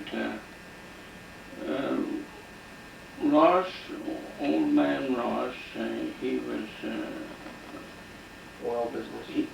Oil, and he was also he never come to life. It seemed like that I knew anything about him until after War I, which was sealed off in 18. You see. But the others were in 14. You see. Well, how did they have a whole bunch of hired men to travel this ground? Well, they had the fence was built by the Wallace fence was built by mostly Indians and breeds. Like the Montour family was quite famous for building fence, and they built an awful lot of them. All dug by hand. All dug by hand, 3 rod apart, and 4 wires with a drop, with three or five, 4 droppers, I forget now, 3 droppers, I think we call them all, in between there, wired on. It was a pretty substantial fence.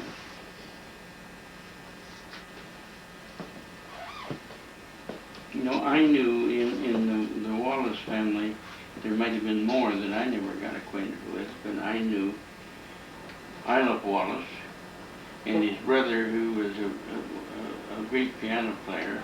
Wasn't that Wallace's, or what was the name of the place that Bruce bought? That was Isla Wallace. When he threw it, he tried the Q, he tried different places after the old people went broke. No, his His father and his uncle. Oh. His father and his uncle. Isla and his brother and Isla's father and his uncle were all interested in this ranching business, and I don't know how many banks, but they were interested in this. And they shipped. They went to somewhere in Texas, and the 2 old fellows, and they asked an old guy in Texas if he could supply them so many. I seemed to me it was about 500. I wouldn't say for sure, of these steers, you know, these Texas steers. And the old fellow straightened up in the chair and he said, "What color would you like to have them in?" He asked me, and Isla told me this so many times. He said, "We had no damn idea that man had that many cattle when they went to get these cattle." There was a rancher had these. An old rancher in Texas, and he said, "What color would you like to have them in?" He had enough that he could slide them in any goddamn color. See?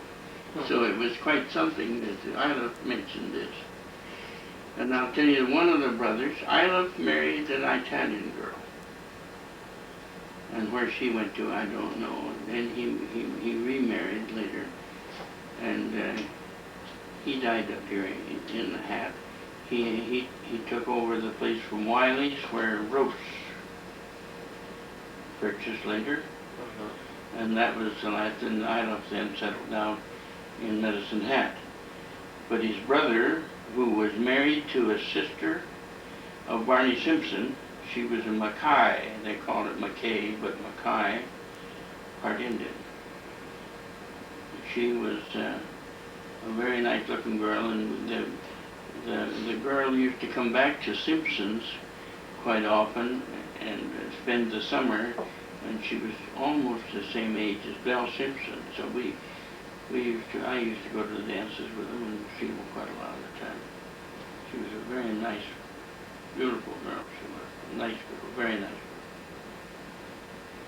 girl. But her father was a great musician. He played for Shorty Young in Shorty Young's In Havre. places in Havre, yeah. Beer parlor and dance hall. What year are you up to so far? 1914 they had it there. I mean, that's when they were doing the fencing and started this. But in 1917 they were still going. But after that they went broke. Was it the winters then you think? I think the winters was mostly, which I really do think so. Or did they have a family squabble or something? Oh, I don't know. I never got into Wasn't their that, family. I mean, that didn't seem to stand out as being a problem, no. No. It Was the just seemed winters like the winters and maybe you got four loans at the bank. But they had money to start with, that's for sure.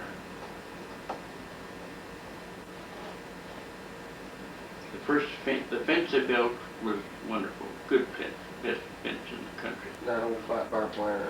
Yes, the fence. But it was new wire when they put it in. New wire, and that was purchased in Chinook. It was a wire that was purchased in Chinook, and it had a real flat, only 2 barbs wire, the heavy gauge wire, but it had a flat barb, and it was real flat and sharp as the devil. But it didn't. Sure seemed to have good quality in it. Oh, because real we got quality. lots of it still. Yes. All see along the west side of our fence here had it in it. It was the same along the southwest side of the Peachy place. Well, like George Griffiths and that, then he just went out there and kind of was in the middle of that lease even. The first I got acquainted with George was about 17, about the same time that he was there. And he only had a few stock, he had a few horses, and he was just running them on any place there was to run. That's about what he was doing. And You don't know when he came to this country? I think he come in about 12 over there and took a homestead. Homestead. Yeah, and there was also a flat homesteaded on where the north side of the track is now. A little place there, just east of where Wahlberg's got that irrigation, just along the north side there. But they didn't stay with it that. Well, George stuck in there for a long time. Well, George was there with not too many livestock for a long time. Last one, 67. June 67. Up north, I've got a lot. Said Jan's, of course, were pretty fair-sized ranchers. Well, Jan, he didn't have so many cattle as he had horses. Horses. He had a lot of horses, and he had a lot of ground at one time, at least too. When after Wallace went out of business, right along in there where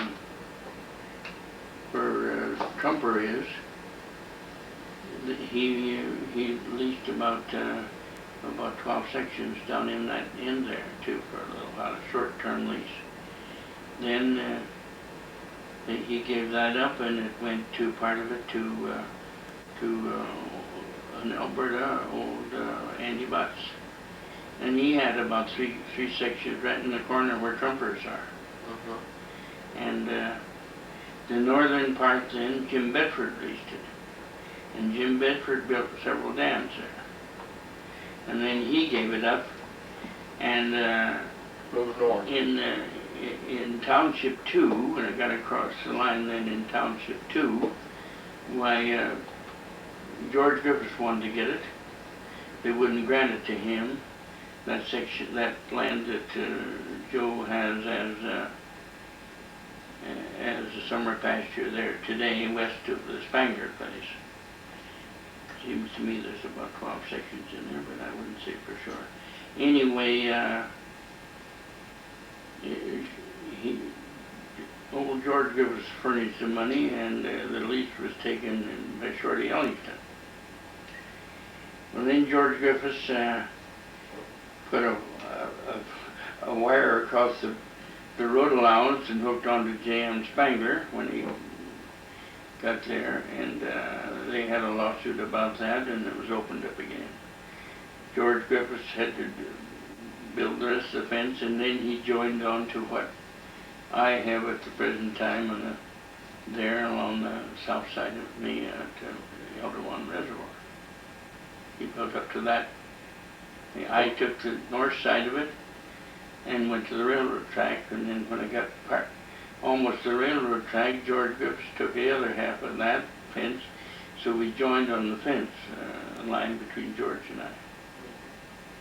Each one took up our share of the fence there.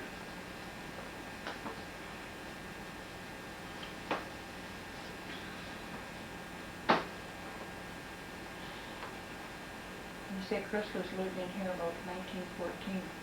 Yes, he was here before that. He was here before 1914 and took a homestead. His main object was to farm, though, wasn't it? Only farm. He wasn't interested in livestock. No, not that, but Just horses. he got a few after a while, and a few cattle too. Yes, he got. Well, what did he do about feed then? Well, he didn't. Thistles? He tried to raise some with thistles and different methods. Then in the early 30s, well, then he tried to get in on the hay bank that was shipped in bad Ontario stuff, and he was one of the first ones to the. Basically, that's how they got here. Yeah, we brought in the They weeds. thistles and stuff. Brought in weeds, yeah, that's what they got, yeah. in hotel bags and all those other things. I chipped in a lot of oat hulls from moose jaw, overbees, and fed them with thistles. The thistles were the main bulk, but oat hulls are the cake. On that piece of land that we were seeding out there, whose basement was that? Where, over there? On the west side of the creek there. Well, that's a man named Tanner. A fellow and his wife come and he built a shack there, and he picked a few rocks and got a little land broke on the west side of the creek, right south on the south side of the Chrysler. They didn't stay too long. Chrysler's house burnt down, and he moved the Tanner house there, up to the Chrysler place. From the Chrysler place, it come to Buchanan's. And who was on the east side of the creek down there by Hoodoo Flat, what we call Hoodoo Flat? Well, that was a fellow by the name of, just a minute, the guy's name was Snyder. On the side of the hill. Yes, sir, right Well, then there. there was another one on the, just south of that, where we used to go up that hill, where the road was. There was another. Yeah, that's where we turned the road to go over to the dam that Fair built for us, you mean? Yeah. Well, that fellow's name was, just wait now. He went in with Halliday on the thrashing machine. And that, Like there was a, you said there was a shed and stuff there. that's right. I built a shed there over at the Snyder place. Oh, I built one down there, right there, right in that little bend there, for cattle. But it didn't turn out too well. I moved it from there to underneath the cut bank on the west side of Hoodoo Flat. In there, and then it was, with that tall brush stuff there. yeah.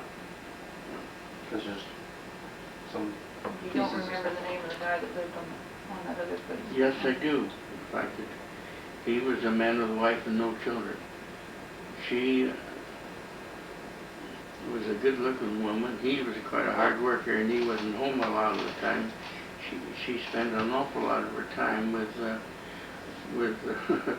one of the Govenlock boys up here, Stan Govenlock. He never married until they've gone away, and this other party had gone for a long time. And then he went up to Whitecourt, Alberta, and there he married a widow woman. I think she had about 6, 8 kids. And he lived up until, I have a pamphlet from the Govenlock family of his death here not too long ago. But there was another Tommy Govenlock who passed away later. He had the farm on the south side of where the nuisance ground is today in Govenlock. And he went away. He had a temporary job at the Port of Entry, Willow Creek Port of Entry for a while. And he left there, and where he went to, I never did hear anymore, whether he passed away or what. There was another. But old man Govenlock, Bill Govenlock, his wife, and Stan went to Whitecourt, Alberta. And Bessie, she married an engineer that was here and working at the time of they built the trestle and the road. Going The west. railroad started west of Govenlock. Yeah. You don't know what year that would have went to. I can't tell you for sure, but it seems to me that it was, it seemed to me in 15 they crossed the creek, but I'm not positive because there was a bunch of people camped below where the trestle is today, and Andy McRae and On that flat there. yes, Andy McRae and It must have a steam engine and stuff there, because there's a lot of old coal, some iron and stuff I where they. don't know about that, but there was a lot of camps there. Those grades were first made with dump wagons, and horses. And Andy McRae and Art Trumper hauled oats for him from WX Wright's. But it seems to me that was in the winter of 16, but I'm not positive. We're talking about the trestle up here. Yeah, the trestle, railroad trestle. That was all trestle. That was trestle all the way across there at one time. No, that was With all the exception, way to Trestle. but a little bill on Yeah. each side. Just So, a button on it. yeah, that's right. Then they came along. They never filled that in until I think 27. Maybe 27. I know they never put the black material in until after my wife come and we were married. And they were working on putting the Creosote. creosote timber in there. In that ring. Did they work when they built that railroad going west? Did they work from two different directions, or did they just work No, they worked from the east only. going west? That's right. They pushed, they piled up ties in Govan as well as they had a coal dock, a real coal dock in Govan. And they had on one of the switch tracks, they put ties up and put rails up on the ties and pushed boxcars up there. And when I was a youngster, one of my first jobs was trying to help to coal those engines, and I got a job at that, and it was the dirtiest job I ever had in my life. I had instead of a big scoop to put that steam coal in the tender of the train, it was like a big scoop on wheels. And I'd run it under the thing and then lay what we called a green door from the boxcar over to the tender, and I'd wheel it out over this thing and dump it in there. It was quite a treacherous thing to do, but I got by with it all right. But when you'd open the door, you could hardly see the little wind would blow through them boxcars because it was up 20 feet in the air on these things, you know, and it just whistled through the two doors. If you didn't have the others, it was so hot that you could hardly wheel it out there to work. You didn't open a little air through, and then you did, you could hardly see. So it was quite an undertaking. I didn't stay with that too long. But they were started then using steam shovel out west of Govan, where today they have the gravel pit for the Department of Highways. To haul dirt. They hauled that in to make that fill.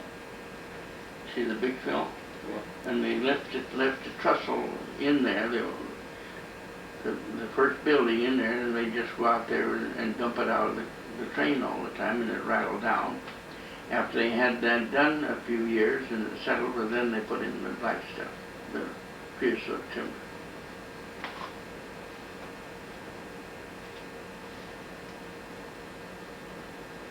When they built the older one stockyards, I can't tell you exactly when they built that, but it was I would say in the beginning year of 1915, but I am not positive. But they had five loading chutes there at that time. It was a large stockyard.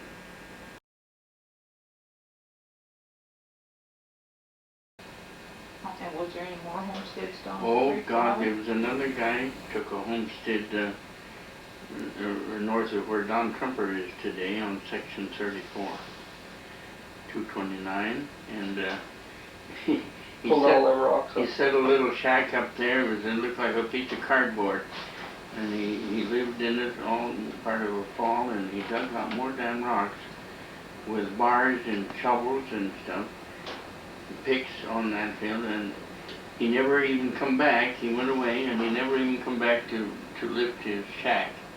I don't know if it blew away, was carried off by someone or what. It just disappeared eventually, and he never showed up. So what his name was, I can't tell you what his name was. East of him on the south line of 35, which I have over there, we had a man named Murray Adams. He was a returned man after 1918. He was an English chap, and he was shell-shocked a little. and he tried to farm over there and raised a few cattle. But he didn't do very good. He had an old straw butt there. He did the only feed he ever had around. There was a little old straw butt, and it caught on fire from his garbage dump. And it run up northwest for about a mile on the heath up there. When I got out there to fire, he was trying to plow in them rocks with a one bottom plow and try to ride that plow, and nobody in the world could ride a plow through them rocks, you know. And that's what he was trying to do, and he said, it got away on me. Yes, I said, what do you think you can do with that thing? Well, I was going to try and put it out. I said, you go home and leave it alone, because it'll only run up to this old trail up here. And that's exactly as far as it went. It looked like rain a little and sprinkled, and that was it. He just went out. But it could have been serious, but he never in the world could have put it out with a team of horses on an old salty plow. Didn't I remember you talking about some homesteader that came in and lived in a soddy for a long time ago? Dugout Oh, yeah. house. There was a guy there.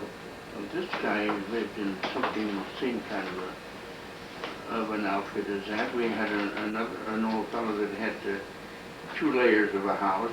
Two layers were underground and 1 layer above, a 3-layer, I guess you'd call it, the house. He had a hole dug deep enough so he could stand up in the very bottom one, and then he had a floor, and he put his vegetables, if he had any, way down the bottom. The next one was cooler. He used to sit and sleep down there all the time when it was cold. And they got on top, and his name was DeBrule. He got a few sheep. He got his few sheep with a partner by the name of Steve Schaefer. Some of the Schaefer family that lived over by Senate there. You remember Eva and Julie and the whole group I mentioned, William and Jerry? Sure. And I had a goat here that I had got from Mrs. McNally for breaking a milk goat to milk. And I got the kid. So I had that going when you were a youngster, and I'd set you up in a bronc cart, and the damn goat would walk up the pole and get them to stand over you and make a lot of noise, scare you to death, and tip you over and make you stink like the devil. You remember that thing? My mama walked that goat. Yeah, and she threatened to kill it so many times, and so we'd lock you in the house, and he'd go to come up to the screen door, and it'd light you, and it'd get up to that screen door, that young goat, and turn the button, and pretty soon the kid would be out. You'd be outside, and the goat would be standing over you. So the brewer will come to me this time, and he said, I would like to buy that goat to put with my sheep to keep the coyotes away. So Marilyn, or my wife, Christine, she said, oh, for God's sake, get rid of that goat. Well, I said, okay. I said, what have you got to trade me for that? And I said to the brewer, he said, I'll give you a sheep. I said, that's a deal. So he was to bring me a sheep, but I wasn't home the next day, and he was supposed to bring it. He brought it, and he put it in a coal shed for me, and when I got home, the wife, I met her at the door. She comes to the door when I come in, and she was all smiles, and I said, what happened? Oh, she said, I want you to see what you got for sheep. So she took me out and showed me the sheep. Well, the sheep, the wool on the thing, it was poor. It had an awful snotty nose, and it had no teeth. And it was just about ready to die, and I laughed, and I said, well, I guess we both got beat here, didn't we?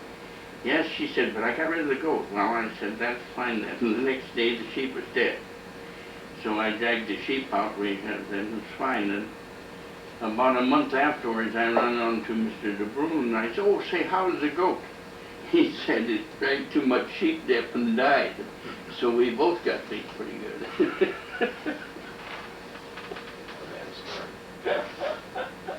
That was funny, it really was. Grandma talking about that goat. She said I couldn't even go to the outhouse.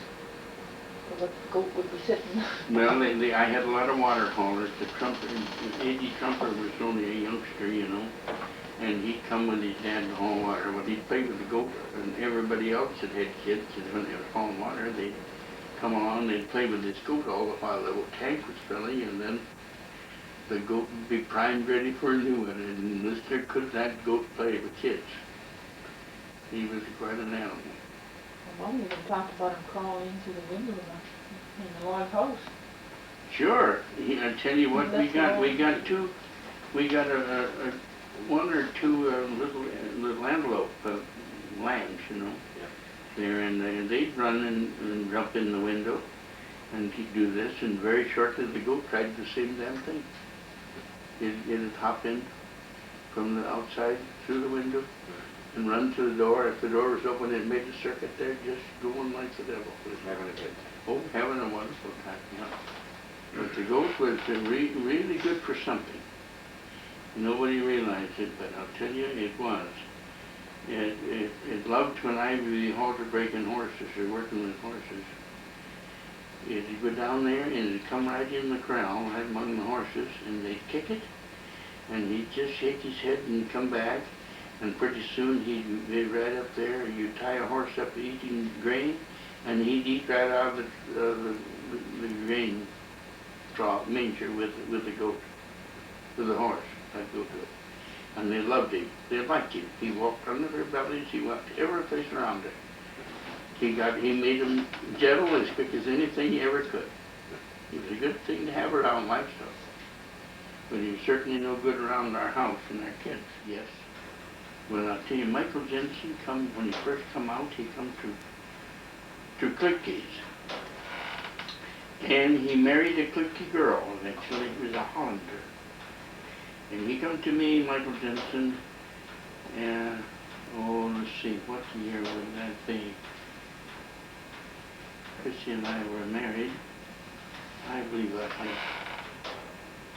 had Gary. He must have been about 36. Anyway, in 1936, I believe it was, and he come to me and he wanted a saddle horse for Constance. She rode horseback a lot. And so I had a giant saddle horse and I sold him. But he said, I have no money, I would like to do some work, he said, with a tractor for you. And I said, I'll give you a job plowing for it, and you just figure out what you think you can plow for that horse, and we'll deal all right. So we went up on the hill, and he marked out a chunk of land that he was going to plow for, and that's east of my house up on the land there, the farmland. And the next day he come with a plow and a little 1020 International engine. Well, he was so tall, he was about 6'4" or 6'6", and he stuck up over that thing.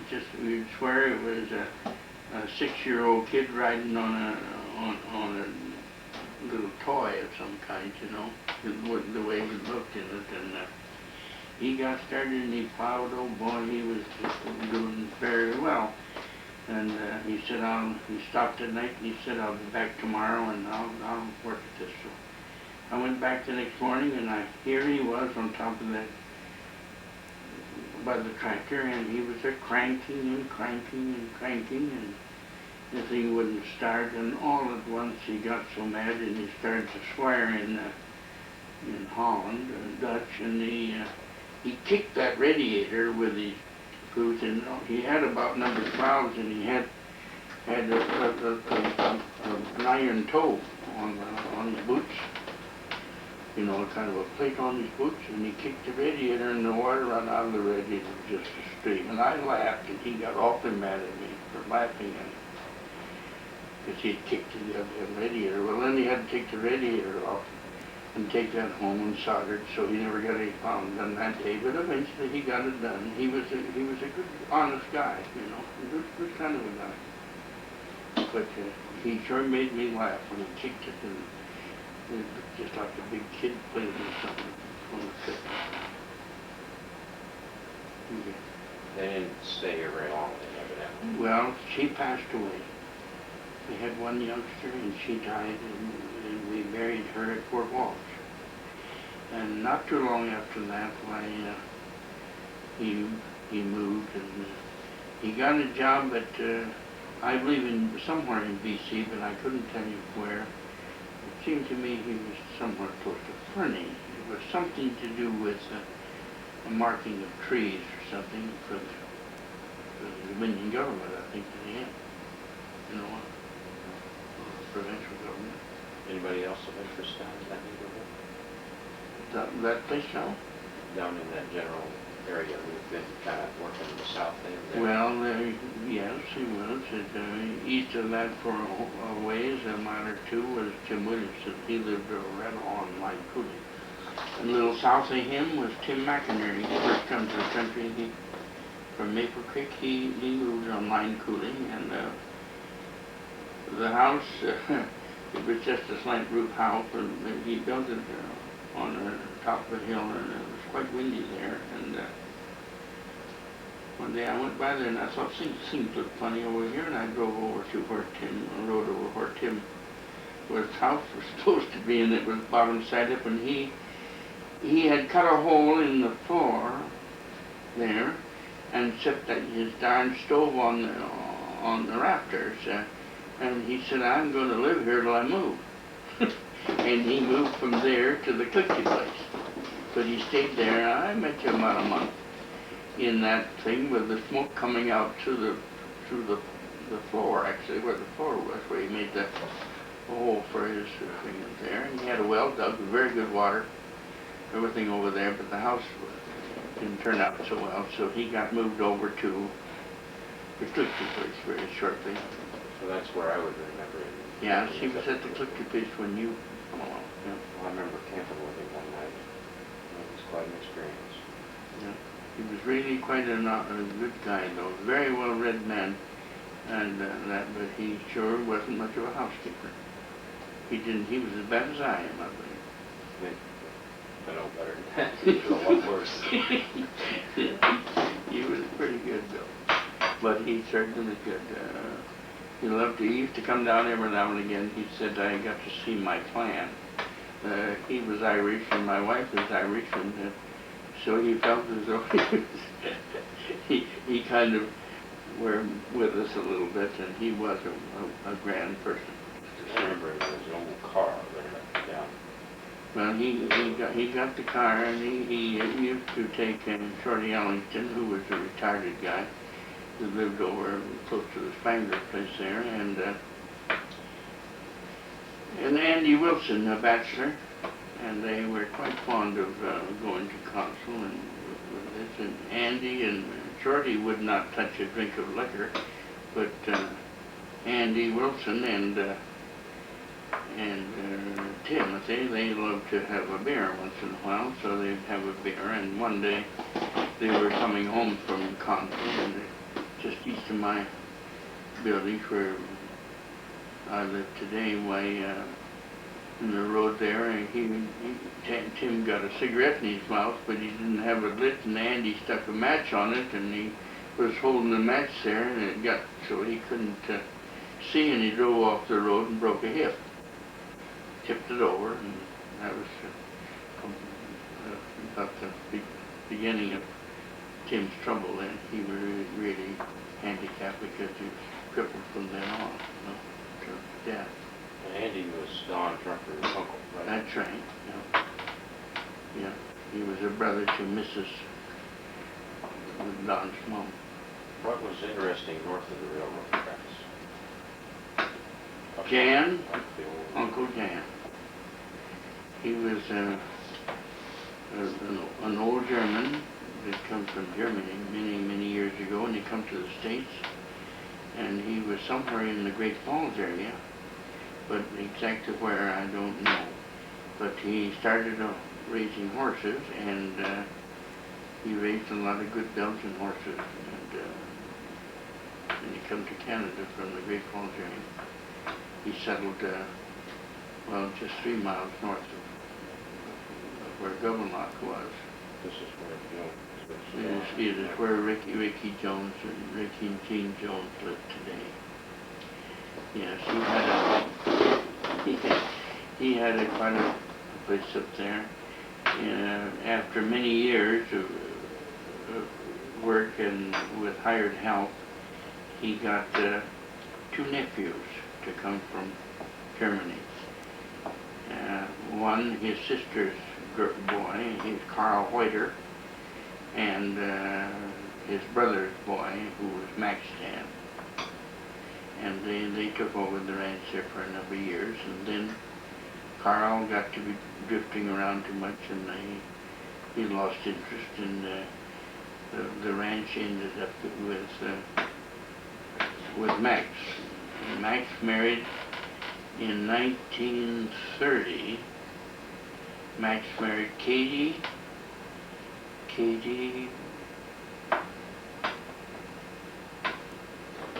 Pondrick from the Thelma and Elkhorn area, and they raised a pair of twins, a boy and a girl, and 2 lovely girls before. 3 girls and a boy. And from there they sold that ranch. They sold to George Patterson and his sons. They were there a number of years, and the Jans went to Cochrane, Alberta. Max Jan is gone. He has passed away. His wife Katie, I believe, is alive, and the children are all alive, all married in the Cochrane area. So I was in school with Betty. Mm-hmm. Yeah, that's My the age. oldest one. She was my age. That's right. So she's not a spring chicken anymore, but she's probably still as pretty as she was when I went to school with her. Yeah. So they all married, and they say that they're that youngest one, the boy and the twins, the girl was very small, and the boy was really a large boy for his age, you know. Max and Maxine, that's correct, that's what their names were. Well, Maxine got to be a beautiful lady. She was a small, neat, lovely little girl all her life, and I knew her. And Max was really a big rough kid, you know, big rough boy, but a good kid, good man. Sam Demshanko from the 6 Mile had a sister, and she come down and taught governor for a term, and then she went up, I think, somewhere close to Old Alberta, but I'm not certain where. It's in there somewhere, because Gary's oldest girl took a job on a farm up there to work for the people, and it seemed to me they had pigs, but I'm not too sure. Animals of some kind, and I think it was pigs. And she was married to this gentleman, and she worked for that lady. And when she got up there, she said that she taught school in Guillemot at one time. If that was it, it would have been 1947. 1946, 47 school year. Well, can we go over? You remember the Barbases too when they were? Oh, yes. You played ball with them. Pat and Esther, right? That's right. Esther is married up north here to Leo Gaff. And Pat is in Calgary. I believe he still is in the taxi business. And Dick, he joined the Navy.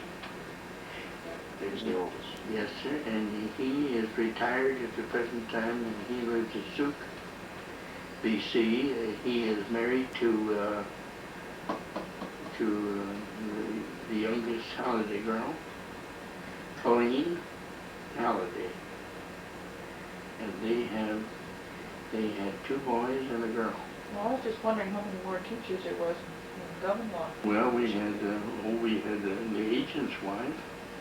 What was her name? He come from up a station or 2 out of Calgary. That station agent did, and his wife was a teacher, and she taught here. And they had 1 boy. What was that family name? This was before Marlins. Marlin. long guns. Hmm? That's back before Julian. Oh yes, that's before Julie. Yeah, that's later than that again. That's right, Marlin was later.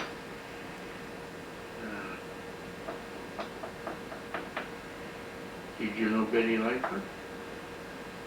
No, you I never had ours. No, at her first school, it was when they built the school at, Between the elevators and, or the new school. that's right, the building just east of the hotel. That was her first, she was the first teacher there, and this teacher that I have in the yard. But we had Miss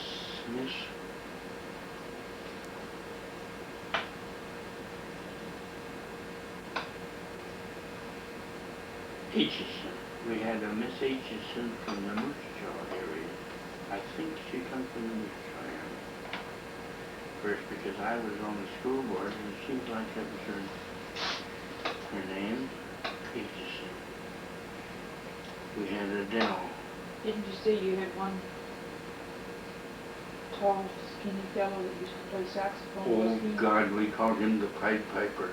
Was he a teacher or? Well, yeah, he was the teacher. Yes, he was a real teacher, but he'd come when teachers were scarce and schools were hard to get, I guess, too, at least. He was just out of university, and he didn't have very much capital when he come, because it was 40 and 40 below, and he was trying to wear shorts and boarding in people's places, and you had to haul him to school. He was in bad shape, you know. And I took him, I drove him and one time to the Halliday School. It was over, and they called it Line Cooley School at that time. That school from Line Cooley was moved up to north of Governorlock to the, oh, I forget the name of the place there now, but it was moved up there after there was no children to go to Line Cooley. But we went to this, it was a Christmas concert there, and Mrs. It was either Bill or Halliday was teaching then before she married Jim, or else it was Mrs. Florence Cameron. She was Florence Bruno. I can't tell you which one of those were teaching, but one of them was teaching. We went to a Christmas one to go, so I took on the job of driving the two youngest trumpet boys and this teacher, because I was on the school board, and I took on the job of going to the Christmas concert and driving a mule and a bay gelding on a sleigh to that Christmas concert. And we had just one heck of a time. It stormed so bad that I didn't think the horse would. The horse did play out. It just carried the neck yoke, that's all, and the poor old buckskin mule took us into Trumpers in the morning. After the concert, it was so stormy that you couldn't see nothing. But the mule seemed to know the way home. Was this your mule? No, that was the mule of Trumpers. They use that, it's a funny thing, that mule, on going over to the concert, he wasn't too particular about going at all. He would hammer on him, and it didn't take any effect at all. And then the big gelding, he took the sleigh over there. When we got over there, of course, it was cold, so darn cold. We took all our blankets out of the sleigh and put over this wet horse, because the horse, he was perspiring and sweating terrible, and the mule hadn't wet a hair, you know. He hadn't done a damn thing. He carried the neck yoke, is all he's over. But Mr. going home, when it was storming like the devil and you couldn't see a track, or know where you were going, that mule went home. And all I could do about is hold the lines and keep I got the Pied Piper out to try and keep him warm. I thought he was freezing, and I thought I'd get him out to walk. Hell, all he got is snow and he's dancing pumps, and he just couldn't navigate at all. So I got him tucked in alongside of the smallest trumper boy, and Don held the blankets down on him, and I drove that mule, guided the mule the best I could, and we got home to Trumper home. And that was really a bad blizzard, really a bad one. We had the next teacher was. You don't remember what his name was other than the Pied Piper, do you? No, sir, I can't tell you, but I called him the Pied Piper. I said that he's the guy that can sure drive the rats out of Ireland or any place that with that. He played a flute, you know, like the Pied Piper, and that's how he got his name. That's why we called him the Pied Piper. He certainly wasn't much of a teacher. As Don was working here, you know, it's a funny thing. It was wonderful. We decided to build that hall. The old hall that burnt down in Govanlock and almost burnt the old Mike Gleason up, you know, the caretaker. He had rooms in that hall, hall. You remember that hall? Well, anyway, he was lived up on the up story in several rooms in the hotel, and it caught fire. And he was trying to walk with a coal lamp, and it upset and set the whole stairway on fire, and he just got out, and that's all. By the time he got some clothes on and to get out, why the thing was fast saving.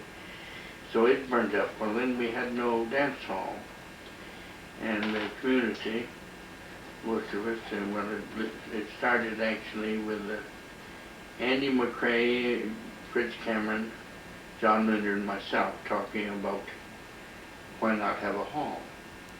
So we took the lift on it and we sold shares at $5 a share.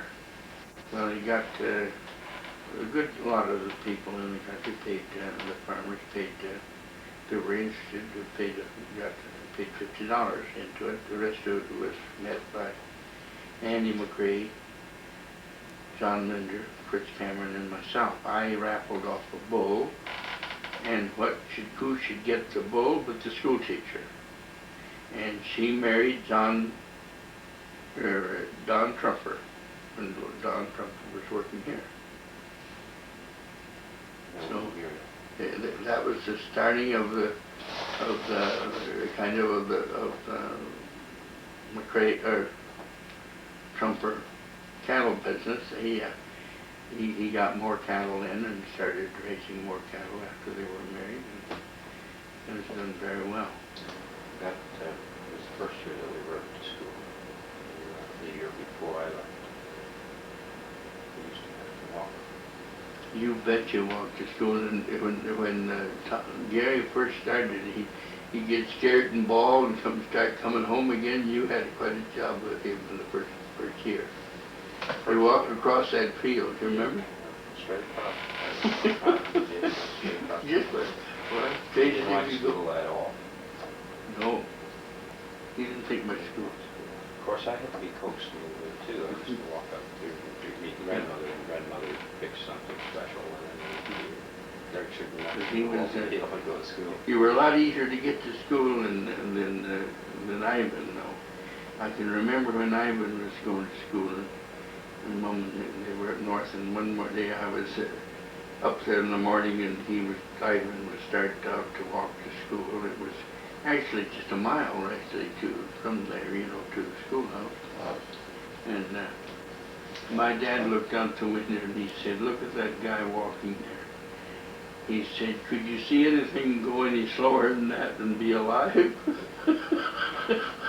You remember that? I told Ivan about that years afterwards, and he laughed.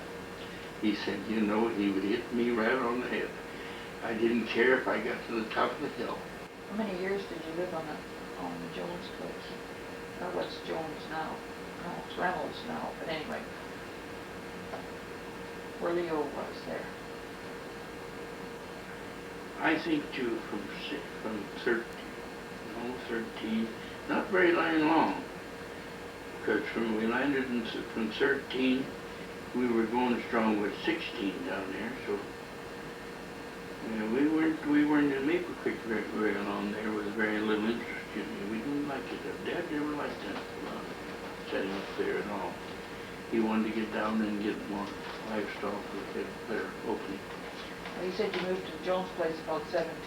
I think about 17. You don't know 16, 17, yeah. how many years you lived there? Well, they were building, they built I think in 19 they built a house in Goldmount. Chester and I was up there for quite a lot of time when I wasn't in school, you see, from that place. And Myrtle for a while when Dad and Mom come down here. Because in 1919, Mother worked in that restaurant for a while in Goldmount with May Smith. That's May Dennis. And that was, 19 must have been about the first year of that whiskey run, so in the year 20. I can't tell you for sure. It don't seem like it lasted about 4 years. Maybe probably one term of Well, how many years did you live here then before you were married? gold while I was here. I had with me here several years as a cook, the old Hugh Thomas, the ex-policeman that from 10 Mile Detachment. A great old guy who was just like a father to me. And he used to help me around here some. And one time, on one occasion, I remember it was winter time, and it was time to load from a wagon on a rack from a wagon onto a sleigh. I can remember it.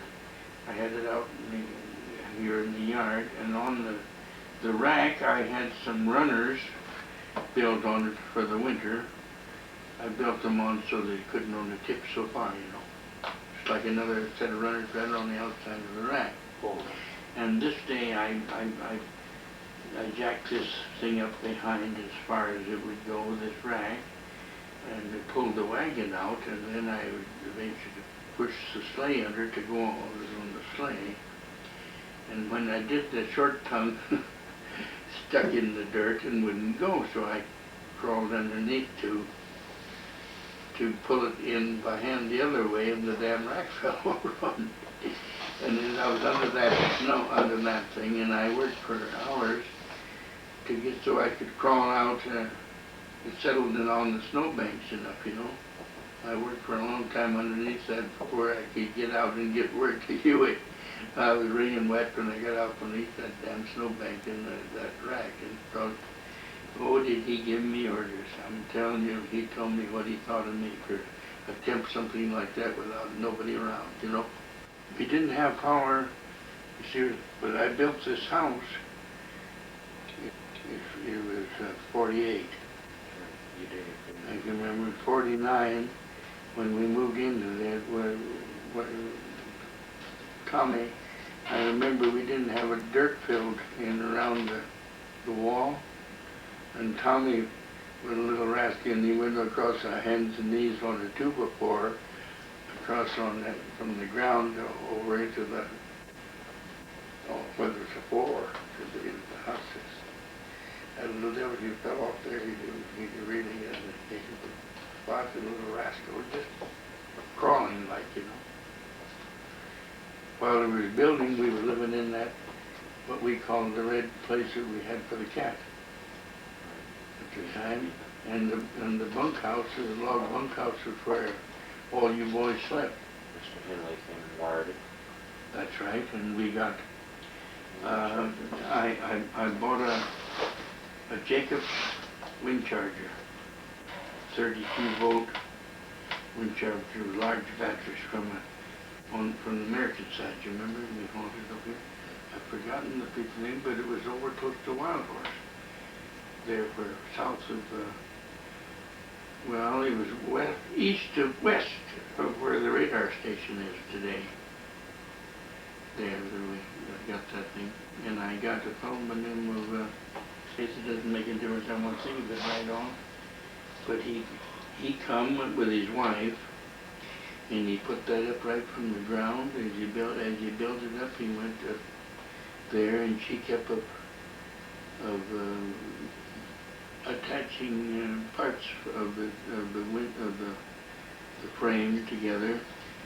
As and he'd pull them up with a rope, you know. And eventually then the big job was to lift the 500-pound generator put on the top and the blades on it. That was quite a pull. We had to put some blocks up there and some cable to the ground, and I believe we had a horse hooked on it, or a truck or something. I don't remember what we hooked on it, maybe a tractor. And we pulled that thing up there, and of course he had to be up alongside of it up there. Everybody was scared that something would happen before he got it put in the saddle the big thing rode in. Kind of a curved saddle. He got it in there anyway, and the batteries all lined up, and we had lights that night in just several bulbs. Then we got the thing wired properly. And that was quite a modern thing at that time in our area. Indoor plumbing, is it all in one shot? Yes, sir. We didn't walk to the outdoor privy or thing. We had a bathroom. Oh, we kept it though. We had the privy for a long time. Oh, you Bunkhouse. betcha. Well, I must tell you about. I should tell you. Did I ever tell you how Chrissy said how come you made those holes in the privy so big? Well, she asked me. She said, "How come you made them that big, Howard?" Well, I said, "You know that big fat sister of yours? I set her on there, and then I marked her around her." And we had quite a little back.